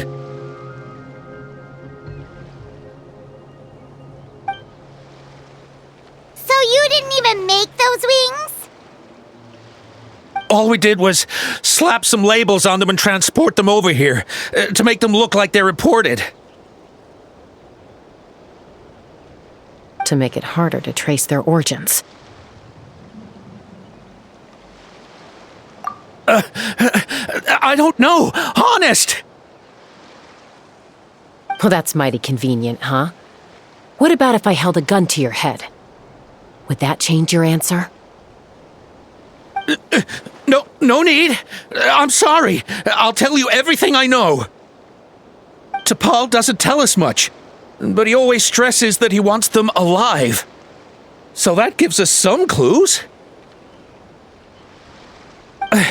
This is just a best guess, of course, but we suspect that the gaseous phlogiston stored in the trackballs is drawn directly from the Kukasaurs.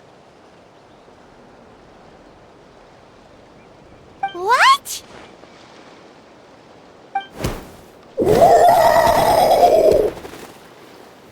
Easy now. You're still injured. Hey, keep talking. Yes, ma'am. So, the gaseous phlogiston has to be highly refined in order to power the phlogiston wings. The slightest imperfection can have disastrous consequences, as you just witnessed. But the Kukasaurs have a natural ability to process gaseous phlogiston. So, if you use them as an intermediary, then...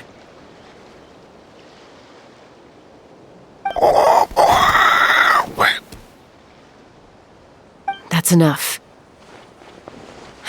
So the Kukasaurs you took, where are they now? T'Pol should have them. But no one knows where he's based, apart from him and his henchmen. We've tried looking for it ourselves, even followed them a few times. But we always end up losing track of them.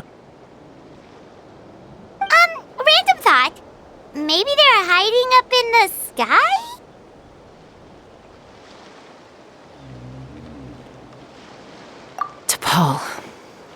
T'Pol. I'm sure I've heard that name. Maybe it was... Jaska! Traveler!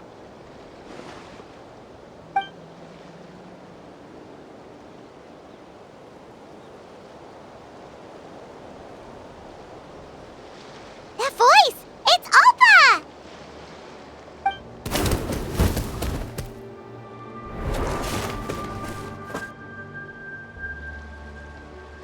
Elder Alba?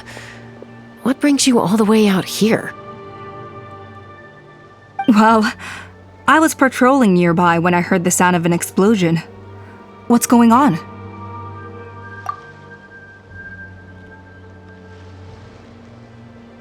I don't believe it.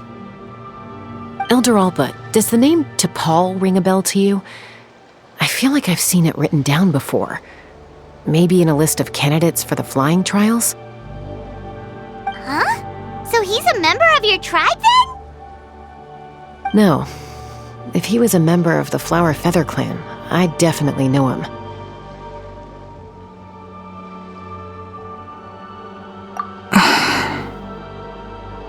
Now that you mention it, I do remember a young man from outside our tribe who came to participate in our flying trials once. You were away on a mission at the time, which is probably why you don't remember him.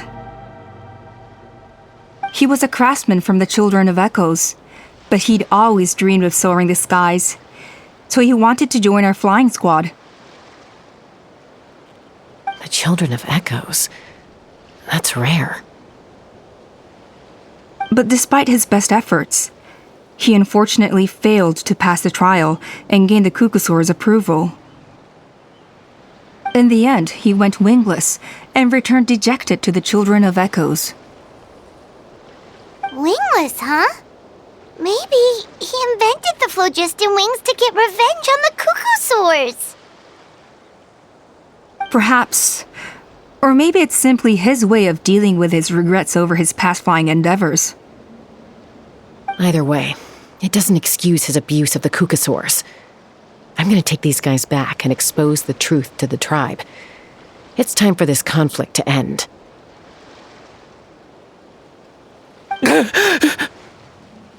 Easy, Chaska. Remember what I said about keeping a low profile? The ringleader still hasn't shown himself, and this man's allegation about powering the phlogiston wings with Kukusaurs is only speculation. Bringing these men to the tribe now won't win over any current supporters of the phlogiston wings. In fact, it may even escalate the conflict further. After all, many are mistrustful of the Kukusaurs after recent events. Is that why T'Pol waited until now to try to capture my sister? I don't know. I mean, he did tell us to spread negative rumors about the Kukusaurs and slip some mora to anyone opposed to them, but... But Koya only attacked humans because they stole her child! Nevertheless, we will be hard-pressed to change people's minds while emotions are running high. Unless we have irrefutable evidence. Bravo! My thoughts exactly. In the meantime, leave these men with me. I'll escort them back to the tribe.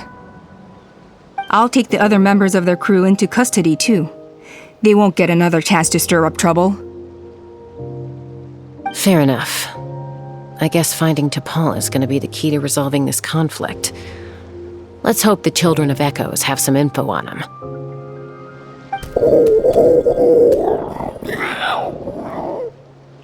Sorry, whatever it is, it'll have to wait till this is all blown over.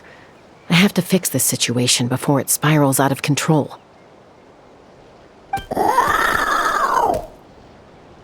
Mom, Sis, rest up and get well soon. I gotta fly.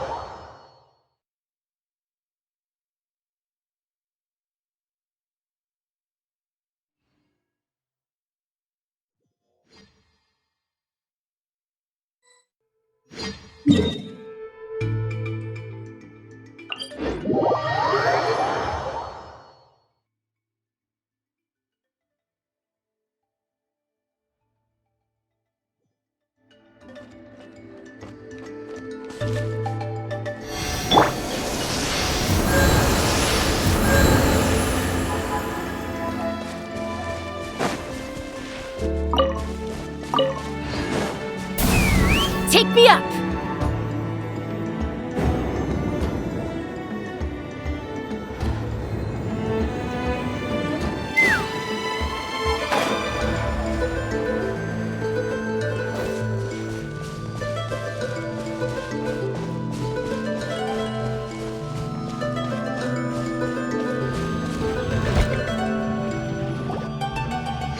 So Alpa says that T'Pol's from the Children of Echoes.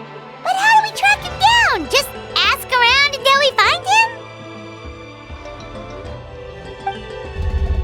Let's start by talking to someone we know. It'll be faster that way. At this time and place, I'll bet the easiest person to find is... Wakey, wakey, Shilonen! Oh, it's you. Okay, give me a second. I'll come down.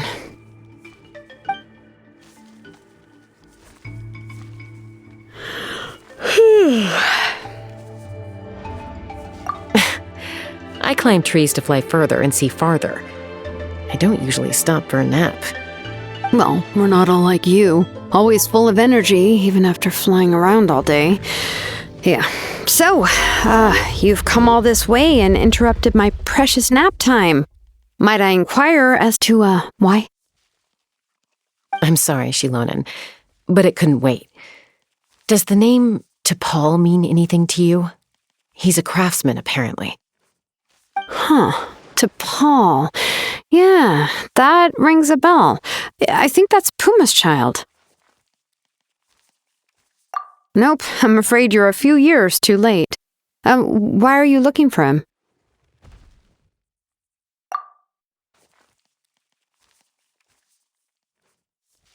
Huh, phlogiston wings.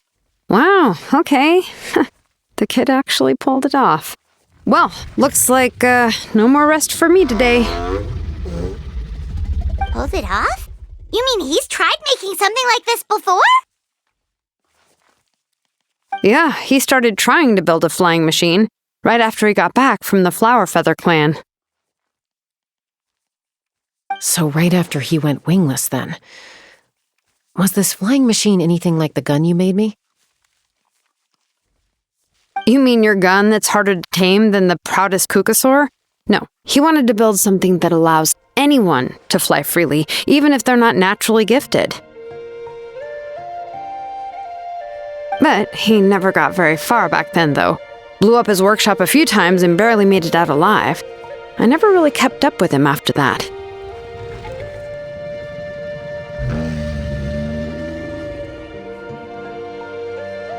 His parents traveled a lot in their youth and only returned to the tribe after he was born.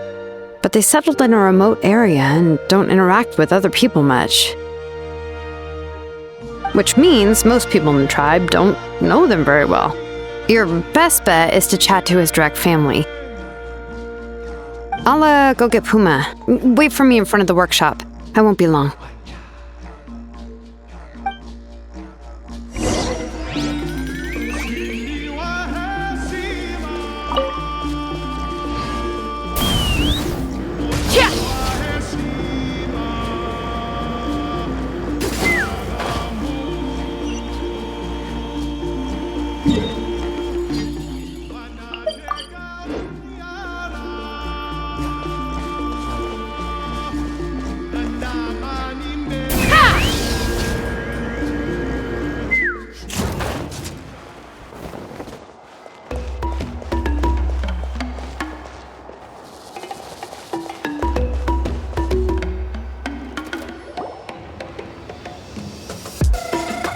I'm back. Allow me to introduce T'Pol's mother, Puma.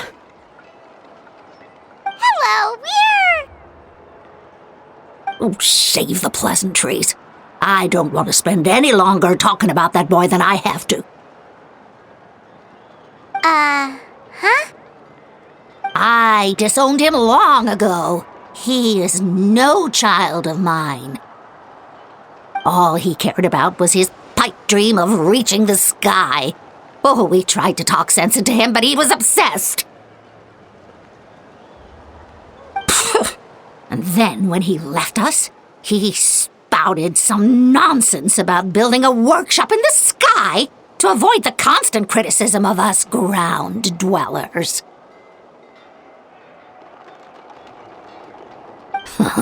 He left his notebook behind. Whatever questions you have, you can look for them in there. I am done talking about him. He's no son of mine. He never called me Mom anyhow.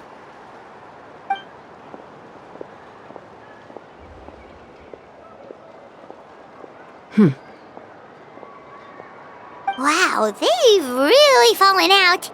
Paimon sure wasn't expecting that. Her husband, T'Pol's father, he passed away recently, and T'Pol didn't even bother to show his face at the funeral.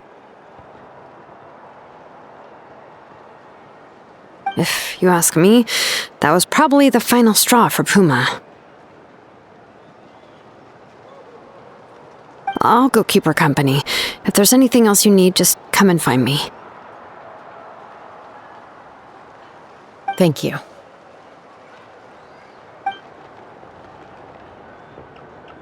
Okay, so this notebook is the only lead we've got now, right? What's in there?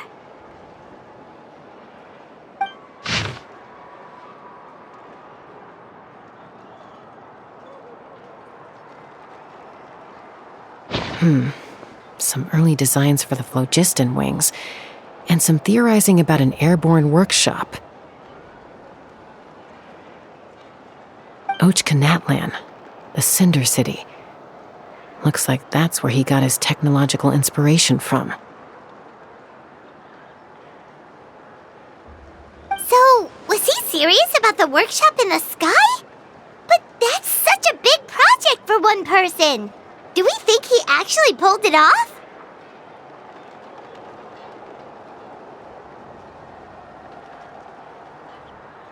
Oh, yes. The one from the trial arena that was super high up! That balloon has been there for a while, and everyone's been wondering how it got up there, but what if that's the wrong question? What if it started off even higher up, above the clouds and out of view, and it only descended to its current height due to some kind of malfunction? Part of T'Pol's workshop? Seems likely. If T'Pol's base had been hiding above the clouds this whole time, that would definitely explain why Isidore couldn't find it.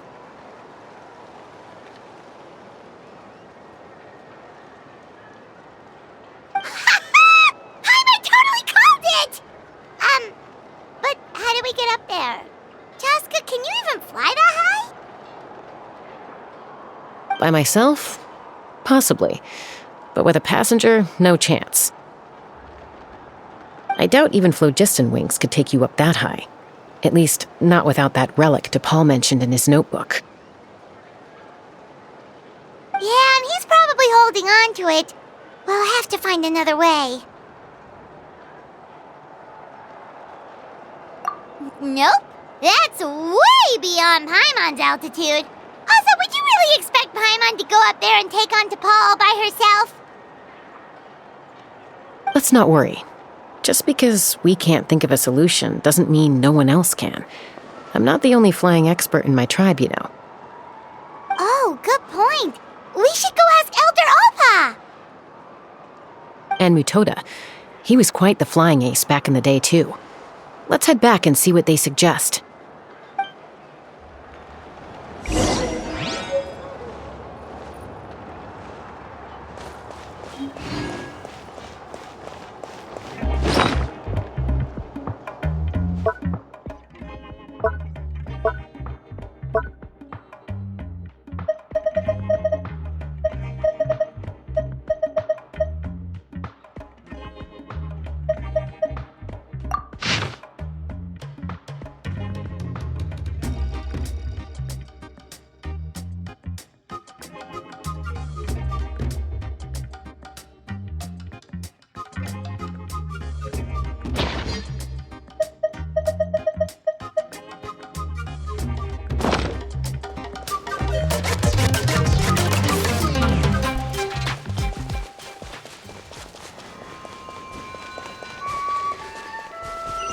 Take me up!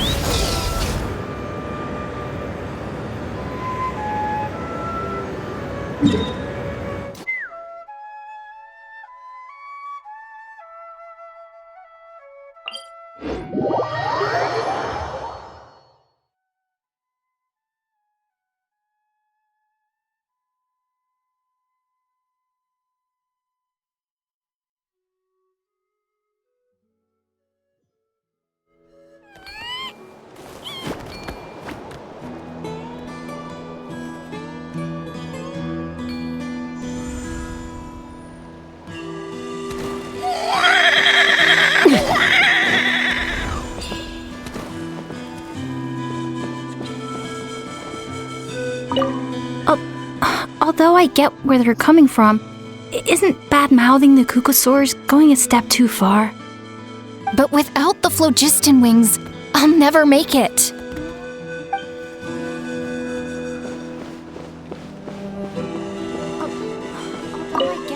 No more Kukusaurs.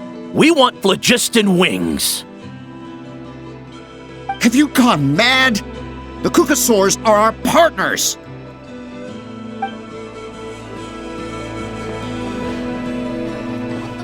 No more Kukusaurs. I'll never make We it. want phlogiston wings. Kukusaurs are our Why don't you never partners. take off that mask anyway? You got a huge scar or something? Chaska, you're finally back. Things are getting really tense in the tribe. Have you made any headway with your investigation? Some people even think we arrested the merchants just to support the flying squad and crack down on the phlogiston wings.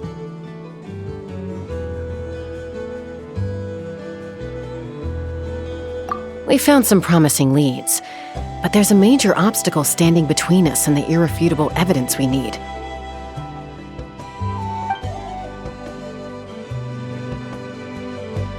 A relic from the Cinder City? So Och Khan's still managing to sow discord, even after all these years. An airborne workshop and a hot air balloon above the trial arena. And that's where you're trying to get to now?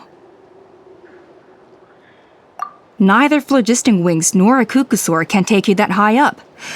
Do you really think that's where T'Pol is hiding? You know what? There might just be a way. Really? Do you still remember those spouts in the arena? When they were all blocked, the gaseous phlogiston was trapped and unable to flow. But now, it's flowing freely. If we were to block them up again... You mean all of them except the one at the very top of the arena? To build up the pressure there? Precisely. With all the gaseous phlogiston flowing through one spout, it would create a high-pressure wind current. And then we just ride it up into the sky! Yes, it has its risks, but with Chaska's abilities, I think she could manage it. It's an extremely risky approach, but I agree that it's feasible. If you want to give it a try, check with Inkanak at the trial grounds. She can explain how to block the spouts. Chaska, if anyone has a hope of seizing this evidence from the high heavens, it is you.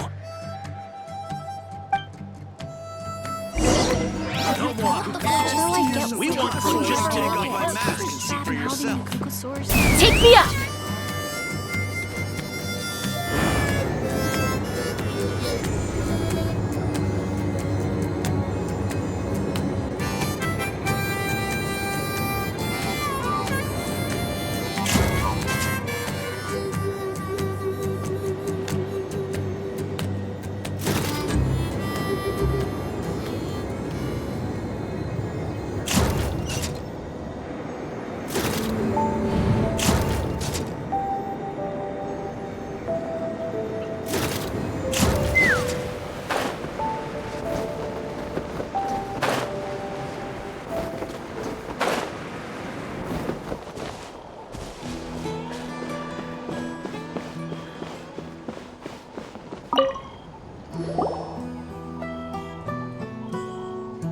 Goodness me, that is a very bold idea.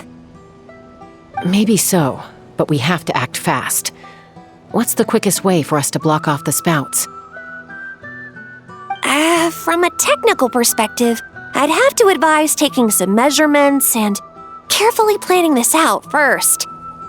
But I'm guessing that's not what you want to hear. Then we'll have to take the rough and ready approach. See the solid phlogiston over there? Our prior inspections revealed that some kind of stable structure has formed inside, making it highly damage resistant. It's not without its weak points, but unless they're all struck at the same time, the structural integrity won't be threatened. So, what happens if we do strike them all at once? it'll collapse. Okay, I see where you're going with this. Yeah, you got it. As long as you hit all the weak spots at once from the right angle, the solid phlogiston will fall right on top of the spout and block it up. You're right about rough and ready. Sounds like my kind of plan.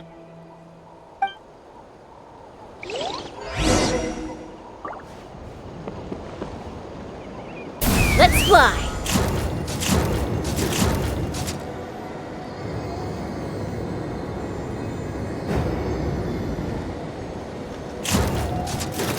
Look! There's a chunk of solid phlogiston right over that spout!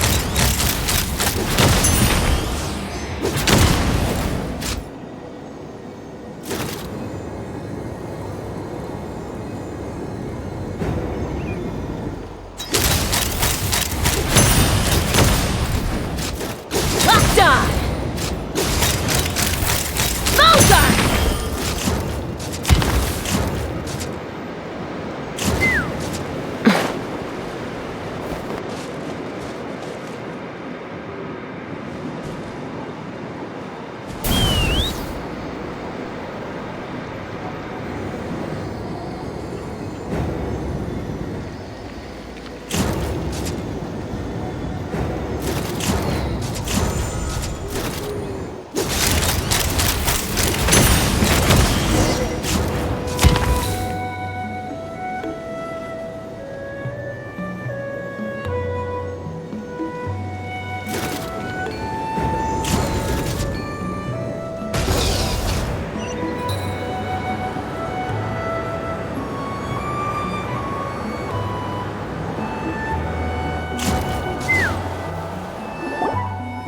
It actually worked!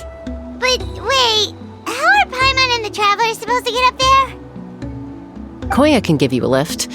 She's actually been following us this whole time.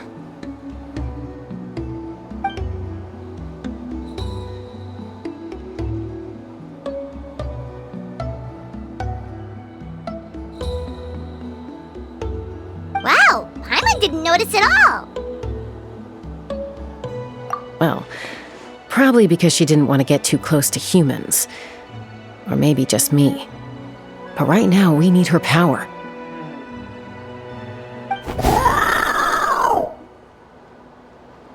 Whoa, you didn't even have to summon her!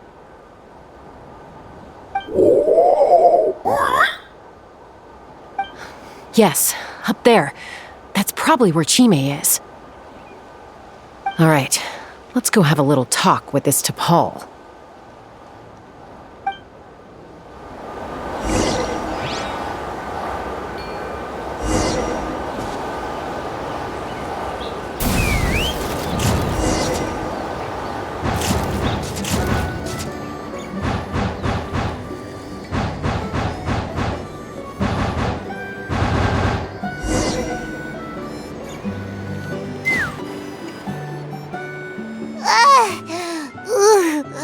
Haven't ever flown that fast before.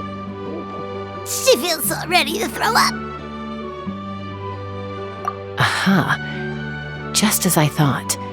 It might look like a regular hot air balloon from the outside, but up close, it's clearly been heavily remodeled. And sure enough, it only descended below the cloud line because the custom-built machinery malfunctioned.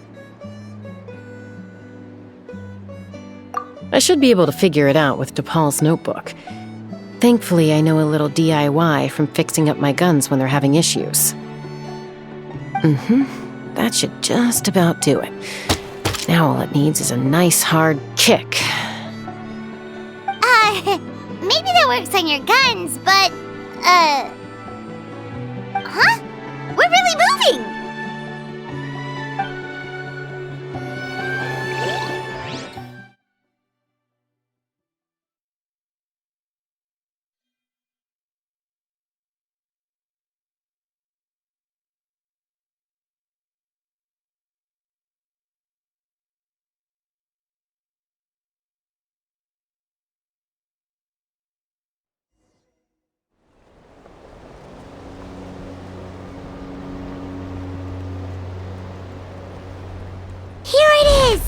A workshop in the sky! Oh, you gotta see it to believe it.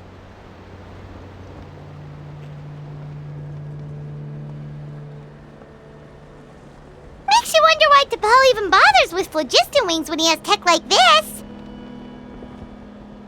Well, according to the notebook, the platform beneath us runs on components from the Cinder City. Those can't be mass-produced. Also, I have some doubts about its mobility after seeing how it moved just now. For someone like T'Pol who dreams of flying freely, this definitely doesn't cut it.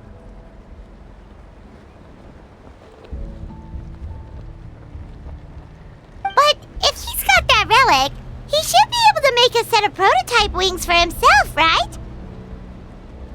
Why bother making a whole flying workshop so he can mass produce them?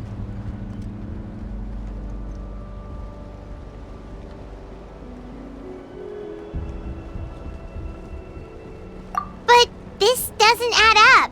If he's already achieved the power of flight, then he must have bigger dreams we don't know about. But what? With any luck, we'll find the answers in his workshop.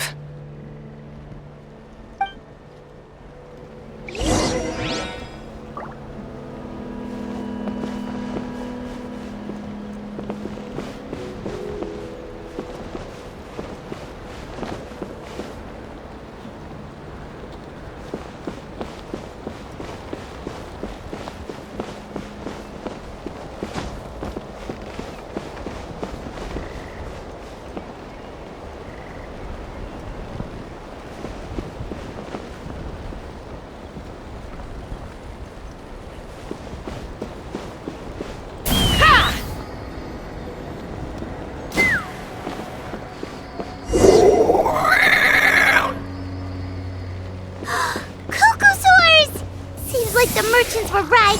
T'Pol's using them for his own ends. I'll bet that mechanism on top of the cage opens the door. Let me give it a try.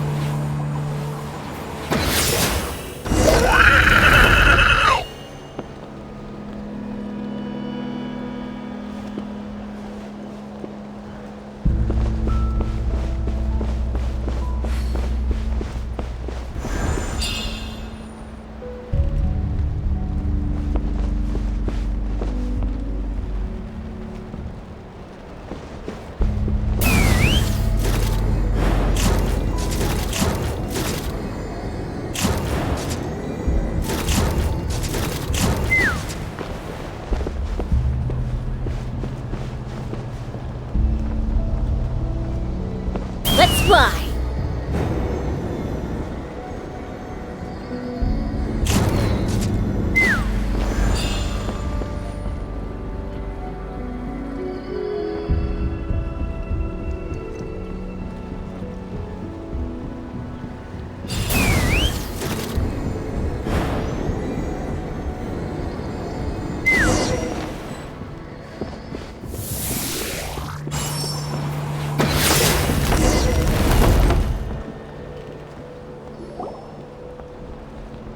Why won't it fly away like the others?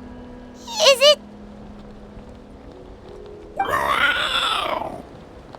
She's still breathing, but barely. By the looks of it, T'Pol was using these cages to extract phlogiston from the Kukasaurs. Once a Kukasaur is drained of phlogiston, it becomes too weak to move. We'll have to come back for these ones after dealing with T'Pol.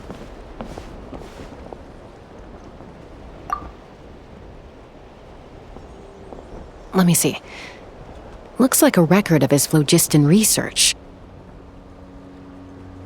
Log number 330. With the support of... I was finally able to launch the airborne workshop. Even though it relies on the relic for 80% of its power supply, I've at least taken the first step. Log number 348. Research on the relic is progressing well. I should be able to replicate the technology and scale up production very soon. Has proposed a name for this groundbreaking invention: the phlogiston wings. I think I'm getting close. Soon I will achieve my dreams. Log number 377. Encountered some issues with the new smaller model phlogiston wings. The gaseous phlogiston showed some volatility during the refinement process. Thinks we should proceed at a more cautious pace with the refinement experiments. But after so many past failures, I have to prove that I will succeed this time. Log number 114. Ran an experiment using cucosaurs to refine gaseous phlogiston. It was a success. Log number 117. I have started recruiting merchants and hunters to capture wild cucosaurs. Log number 121. Major breakthrough in the efficiency of phlogiston yield.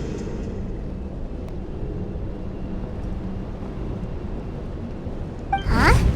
So many parts have been crossed out!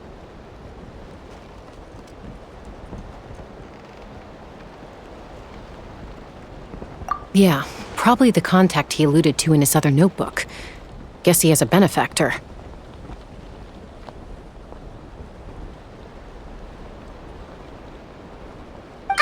Did anyone else notice how the numbering system in this notebook suddenly changed halfway through? We haven't got time for textual analysis, I'm afraid. Grab the notebook and let's press on.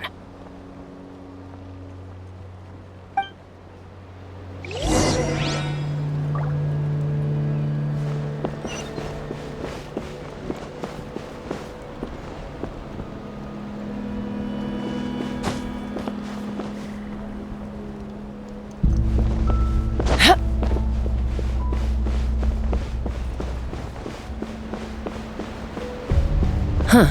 Never seen one of these before. Looks like this was built with the Cinder City components, too. You're not thinking of giving it a nice hard kick, are you?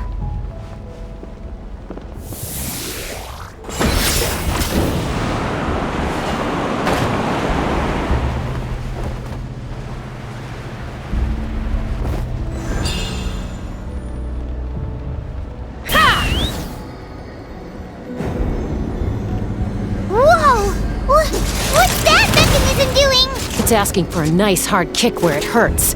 Aim for the weak spot.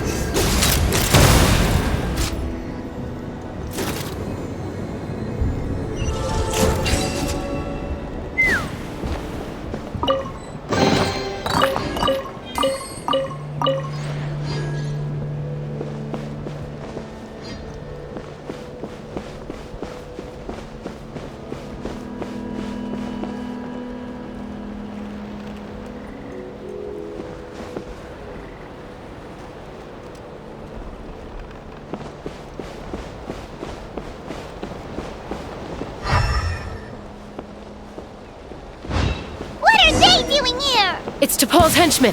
He must have brought them here using the relic and his prototype wings. Watch out!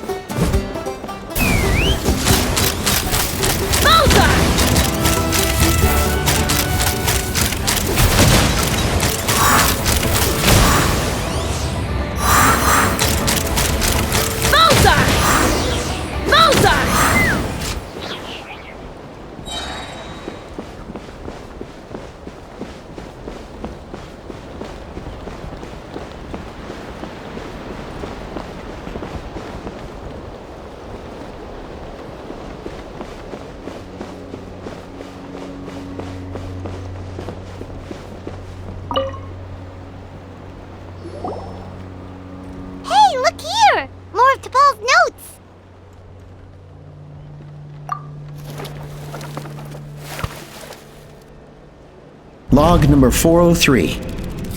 Introduced me to some new comrades who fully support my ideas.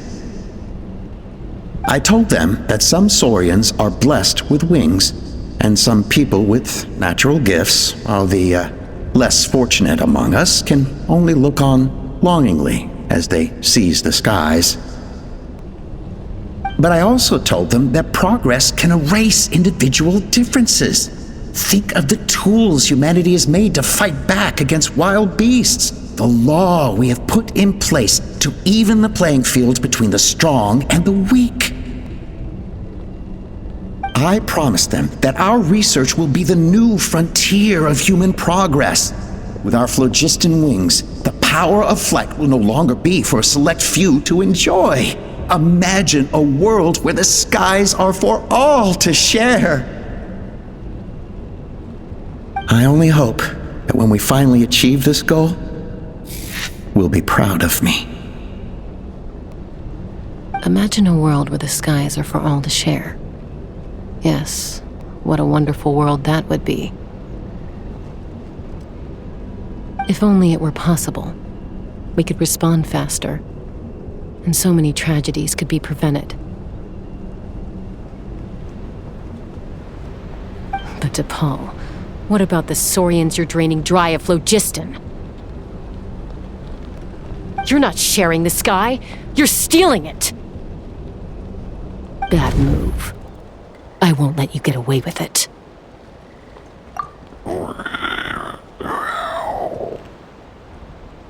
I'm fine. Let's keep moving. I don't think we'll find anything else here.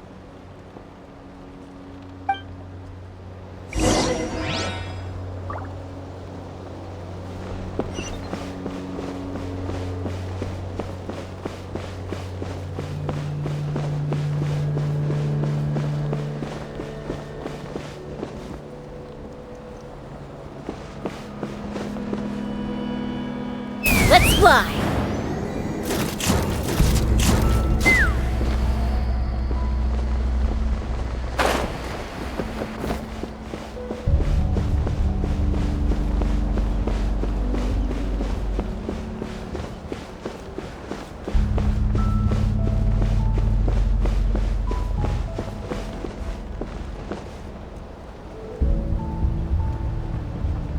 Take me up!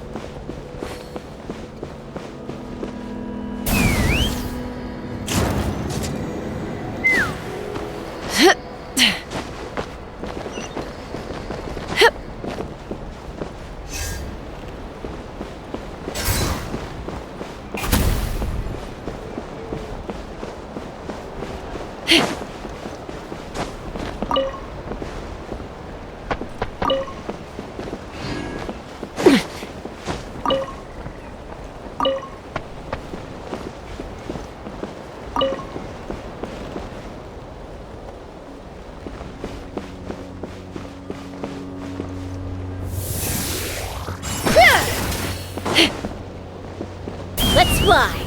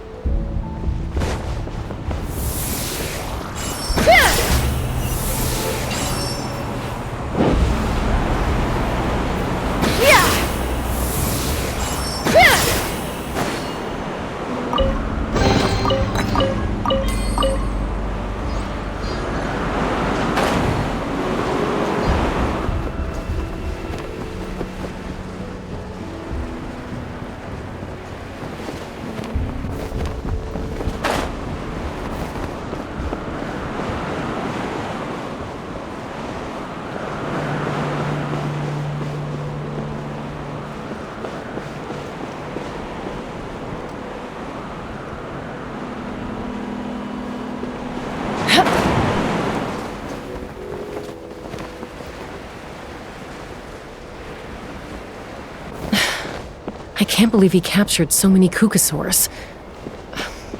But right now, we have to focus on solving this problem at the source.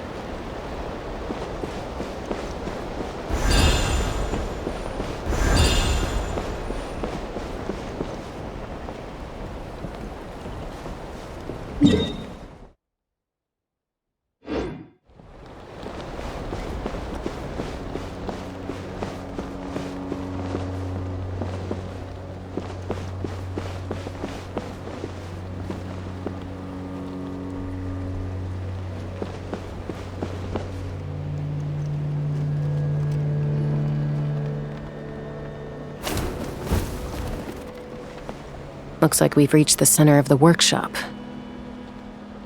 And still no sign of Koya's baby.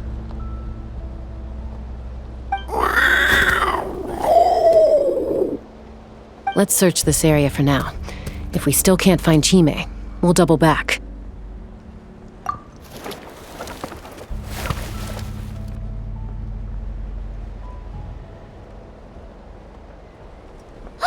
Chaska, Traveler, come quick!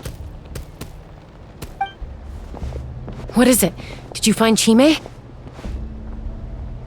Not yet, but look! It's another one of T'Pol's notebooks! All right.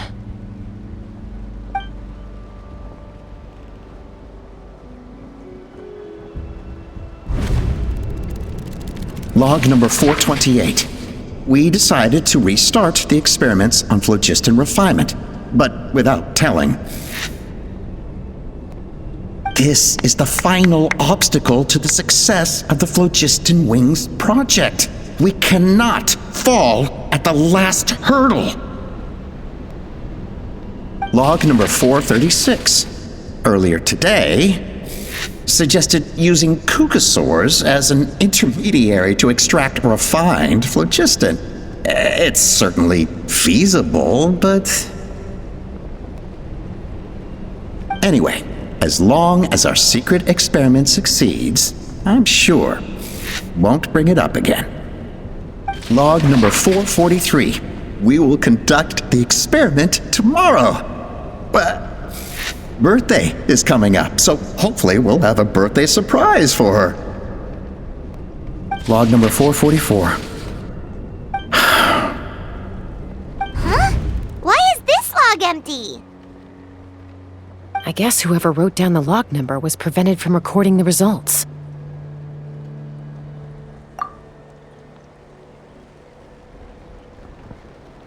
Log number 0. We lost many comrades in the accident. Among them are friends, lovers, and children. But we cannot stop now. We will keep their legacy alive and carry their dreams forward. As of today, we are scrapping the artificial refinement method. Instead, we will focus all our efforts on phlogiston extraction from live Kukasaurs.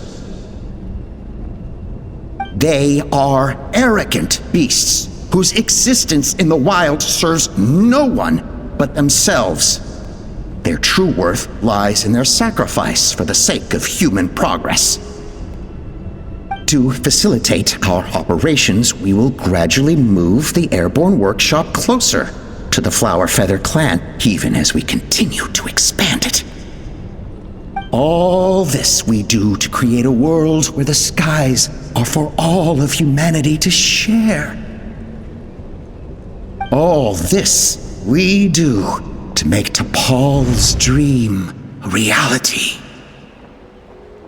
Given the way this is written, not to mention the fact that the numbering has started over from 0, it kinda sounds like this is someone new.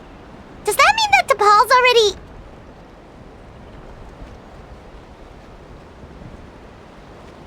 There's also a letter tucked in the end of the notebook. It's from Puma.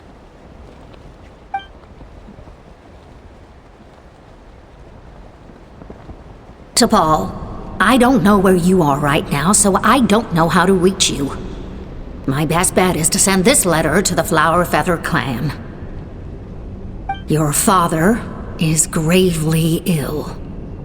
Oh, I know we've had our differences in the past, but he is still your father. Won't you come and visit him? Please. I know you never liked him and cared even less for me. All you ever yearned for is the sky. And your birth mother. But we'll still be waiting here for you if you do come back. This may be the last chance you'll get to see your father. So Puma's not T'Pol's real mom? Huh. Well, she did say he never called her mom, but I'm gonna assume she was just venting. We know that T'Pol's father passed away quite recently, and this letter looks recent. By contrast, the writing in this notebook is old and faded.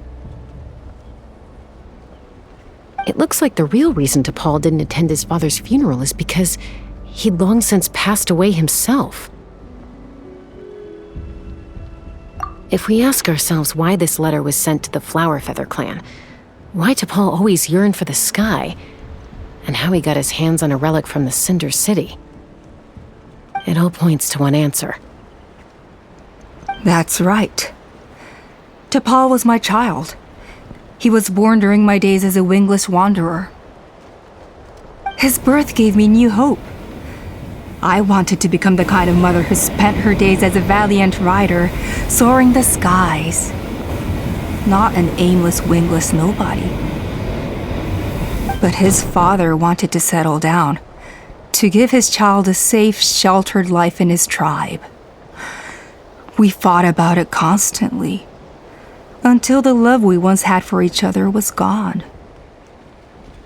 He started a new family, with another traveler who was also looking to return home. And I went back to the Flower Feather clan, alone. Oppa? I had no idea that despite being raised among the children of echoes, my child still harbored dreams of the skies. Can you imagine, Chaska? The joy and surprise I felt when he showed up at my door, asking to join the flying trials. Or how proud I was when he said he wanted to prove his own worth, rather than relying on my position as elder. And then the anguish that overcame me when he was rejected by the Cucusaurs and became wingless, just as I had after my injury. You've got a lot of nerve showing your face here. Don't take this the wrong way, Chaska. I'm not here for a fight. I just want to talk. Isn't that your preferred way to resolve things? I trust you've learned of T'Pol's wish on your way here. A world where the skies are for all of humanity to share. If only his dream can be realized, no one will ever have to lose their wings again. Our aerial prowess will be greater than ever before. War will never again come at such a great cost. The loss of Koichi is a tragedy that need never be repeated. So tell me, Chaska, do you really wish to see the phlogiston wings forever grounded and gathering dust?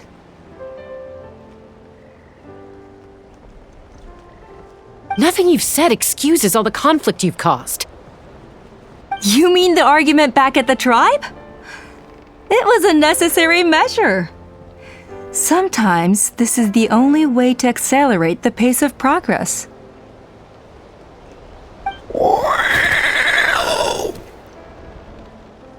Is a mother harming her children when she coaxes them into swallowing a bitter pill? Of course not. It is a brief moment of suffering for the greater good, and the child would come to understand this in due course. The phlogiston wings are that bitter pill. We will never progress as a tribe if we cling to the scraps the Cucusaurs offer us. Once the people have embraced the phlogiston wings, they will never look back, even if they learn how the refined phlogiston is sourced. They will convince themselves that the sacrifice of a few Cucusaurs is a small price to pay for our dominion over the skies. But this I had not anticipated. I barely had the chance to introduce the phlogiston wings to the tribe before you found this place. Your plan was hardly foolproof. Yet, it can still be salvaged. Chaska, traveler, you are the hope of humanity. I'm sure you have your doubts about my methods, but know that my love for humanity and for Natlan is genuine. You know me, Chaska, and you know that I've always treated everyone in the Flower Feather clan as my own children. As fellow humans.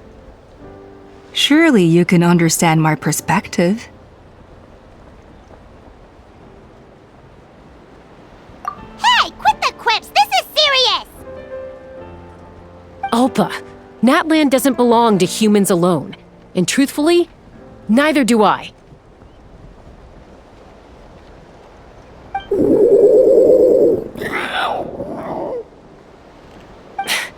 How many times has the Abyss invaded Natlan now? And yet despite how much stronger it is than us, Natlan still stands as a nation of humans and Saurians. Peace imposed by force will crumble in a matter of days, because social bonds are what hold a civilization together. Weren't you the one that taught me that? And yet you would break the bond we share with our Saurian companions to take more power for ourselves? That's as stupid as hacking your own arm off to use it as a club. They are wild beasts, driven purely by instinct. How could they possibly understand human social bonds? How did someone like her ever become a writer?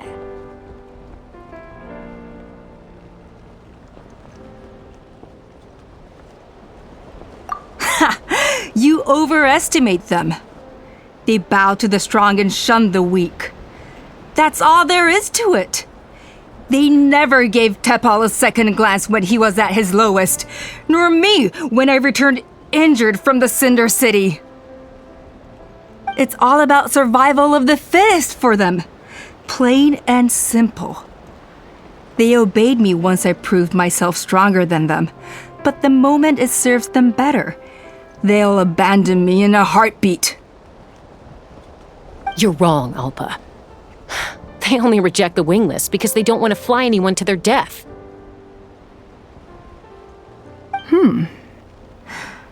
Chaska, I will promise you this. Only the unruliest wild Cucusaurs will be used for phlogiston extraction. The ones who have nothing else to offer to humanity.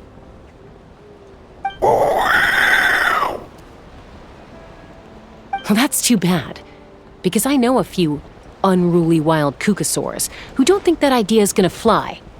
Namely my mom, my sister, and me. And the others? To us, they're friends, family, even children. So if you want to put any of them in one of your cages, you're gonna have to go through us. Is that right? I knew you might be difficult to convince. Maybe this will change your mind.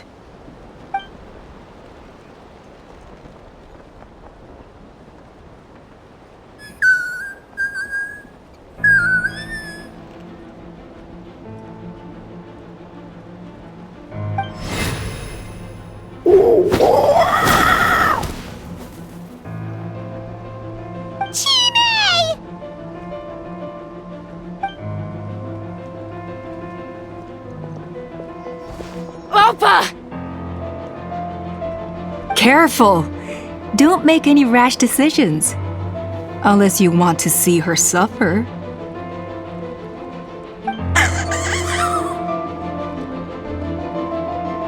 Oh no! That's one of the extraction cages! I told my subordinates to take control of the tribe while I was away. Luckily for them, our strongest warrior and our most powerful ally aren't there to stop it. Take control? What are you planning to do with Mutota and his supporters? Merely accelerate their inevitable downfall. They cannot stand in the way of progress forever. It is not the move I wish to make, but I'm afraid you and your friends force my hand. And since you insist on imposing me too, I have no choice but to keep you here until the dust has settled. So that's what you meant by I just want to talk. You never intended to negotiate. You just wanted to stall us. No, Chaska. I genuinely hoped I could win you over. You are the strongest warriors we have. Put down your weapons, and I promise you that no harm will come to this young Sarian. I just need you to stay here for the next couple of weeks or so, while my people consolidate their power. Then, I will give her back to you, and you'll be free to leave. As long as the majority supports our vision, even the Pyro Archon cannot meddle in our internal affairs. Your vision is deranged, and the Flower Feather Clan will never support it. You sure about that? Then wait here and see. Time will tell. What do we do? Even if the whole tribe fights back, Mutota's in grave danger!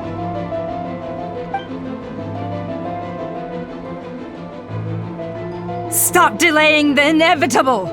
Drop your weapons and get into the cages, now!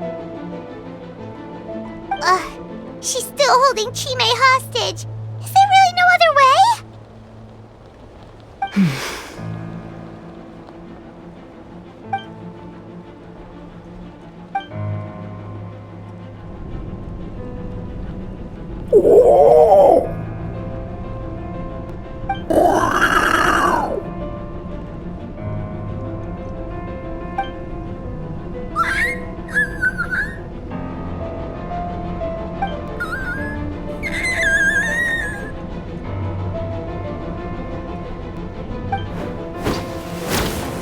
Koya? Huh? What are you yapping about? Stand down! Drop your weapons, now! This instant!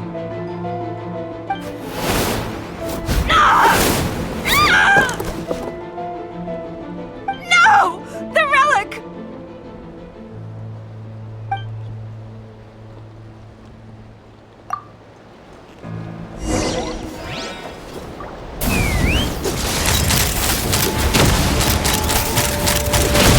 Give up, Alpa. We're negotiating my way now, and this ain't your strong suit. Hey, something's up with this relic! I got it.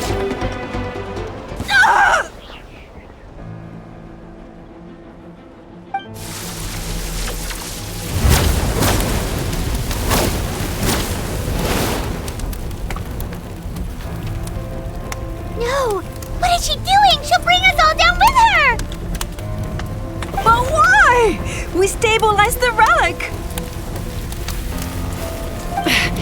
Maybe it got damaged in the fight. If we don't think of something fast, this whole workshop is gonna fall apart. No. They're directly beneath us.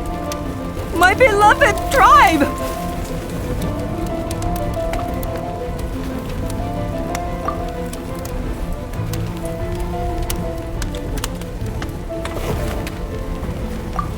Okay,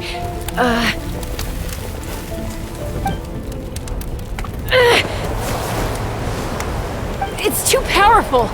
This ain't a toy like last time. I don't think I can just throw it aside.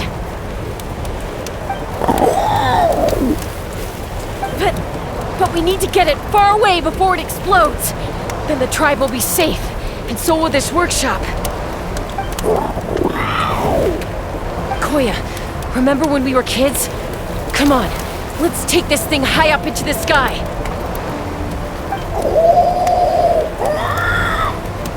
Don't worry, I know I can get rid of it before it explodes. We're talking some surface wounds at most. I'll I need is for you to catch me at the end. Just like old times. I can't hold it back anymore. We have to go.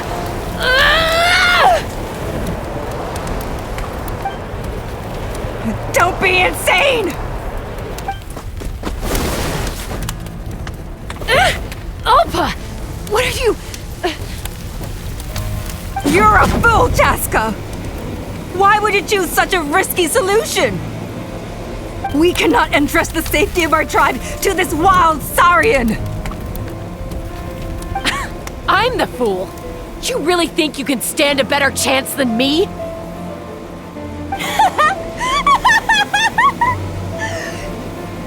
Sure, it may be asking too much for an ex-wingless to escape the blast radius in time. But I can fly it a safe distance away, even if it's the last thing I do.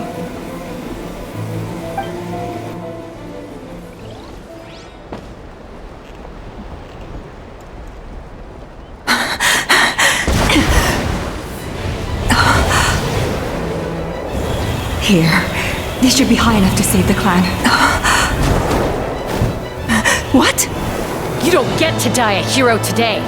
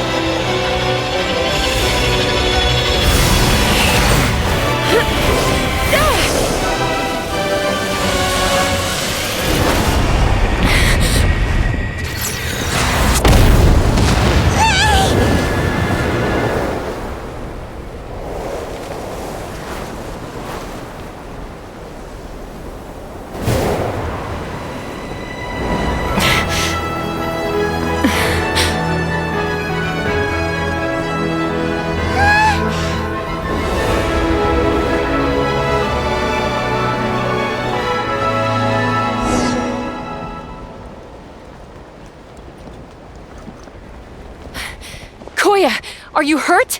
Let me take a look at you. What do you mean, I'm fine? Didn't I tell you to catch me on your back? Why did you try to shield me from the blast?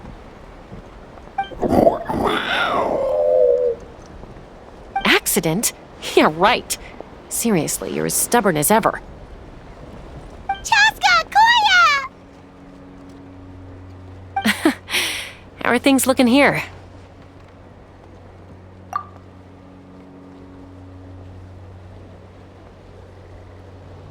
I think that's putting it mildly. I owe you one. Again.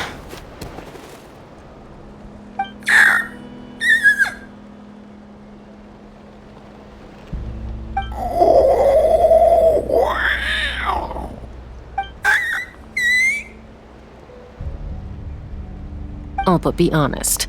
Do you still think Kukasaurs can't form bonds? Mom, I'll figure out the refinement problem. I'll find a way. You don't need to worry about it. I just need some more time. That's all I ask. Please just trust me. Just this once.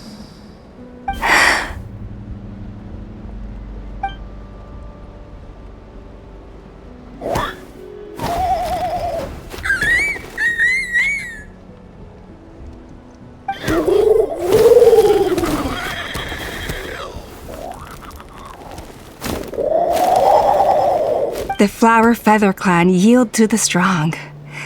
And it's up to the winners to define what strength means. So it looks like it's my turn to yield.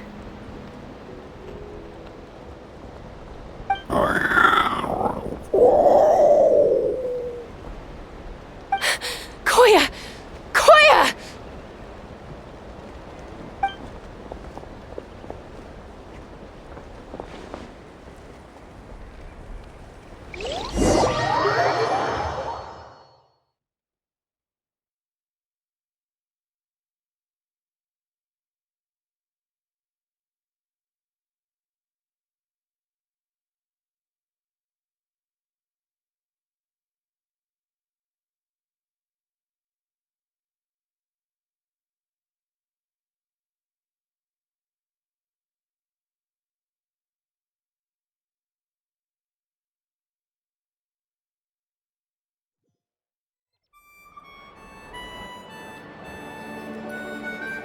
So, you're absolutely sure it's not because of the explosion? Yes, for the 10,000th time, I'm sure. The blast barely touched her. The reason she fainted was old injuries playing up, compounded by overexertion in recent days. The moment she finally relaxed, all the built-up stress finally caught up with her. And no wonder. Honestly, she's just like you. Anyway, now you know how we feel when you go off risking life and limb. Your mother and I would both appreciate it if you lived less dangerously. You know she wrote to me from the Masters of the Night Wind, just to scold me for not doing enough to keep an eye on you. If she wasn't so busy with work, you can bet she'd come back here and chew us both out in person. I'll find an opportunity to apologize to her. I promise. You'd better. No more avoiding us, okay? And don't get me started on all the checkups you've missed. Got it. Got it. Huh? Koya? You're awake. I'll go let everyone know. Hey, but we're not done talking. What are we gonna do with her, Even after everything that's happened, she still hasn't figured out how to start the conversation with you. She keeps saying, I don't think Koya has forgiven me yet. But if you ask me, she's the one who's scared to open up and have an honest conversation. For all her confidence, she's a very sensitive soul underneath. You'd think as a peacemaker, she of all people would know how to reconcile with her family after a falling out. She must have been a handful growing up. Thank you for being there for her. And of course, thank you for keeping her safe when you were up there in the sky. Koya, Uncle Cusco, we're here! Ha! I was just telling her that she's not to go chasing danger with Chaska ever again. Cusco, I understand how you must feel. But it's all thanks to Koya and Chaska's efforts that the airborne workshop didn't come crashing down on our heads. Oh, Paimon almost forgot to ask. They didn't hurt you while we were gone, did they? Thankfully, when her co-conspirators tried to arrest me, I was out coaching Koya and Junan. The two of them were a huge help. They took care of things while I went around rallying the resistance. So, in the end, Alpa's would-be revolt didn't really get off the ground. And as it turns out, not all of the wingless want to see our dear Saurian friends replaced with phlogiston-powered gizmos. I'm so sorry you got mixed up in this, by the way. We should have caught on to Alpa's scheme sooner. We could have saved so many Kukasaurs from getting hurt.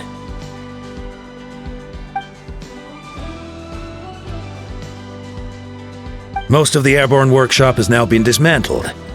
We've just left one small, harmless part intact, and repurposed it as a jail for Alpa and her cronies. Let's see how they like being locked up in a sky prison!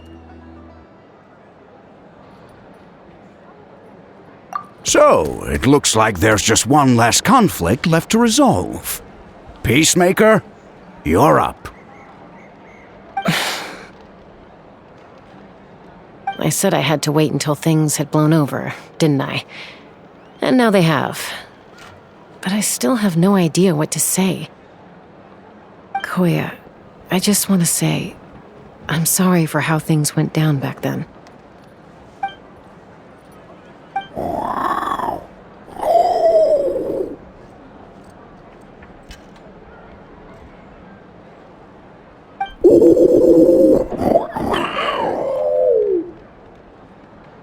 Huh? Does Does this mean you're not mad at me anymore? There's that family likeness coming through again. But that day, when we ran into each other...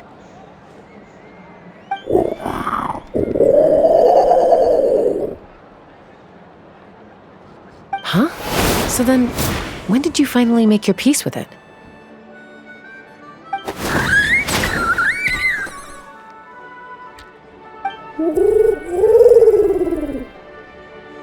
Oh, it's Chime and Chimbu! They're here too!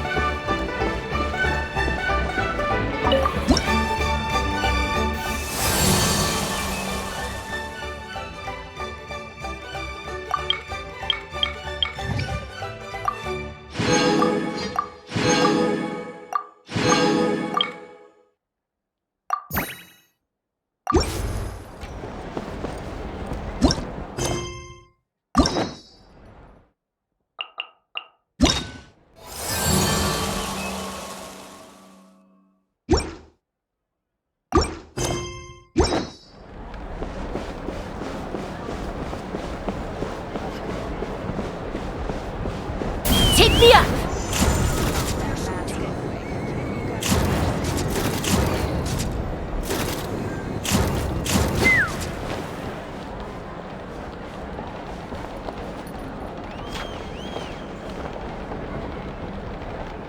Patience is the key to solving problems.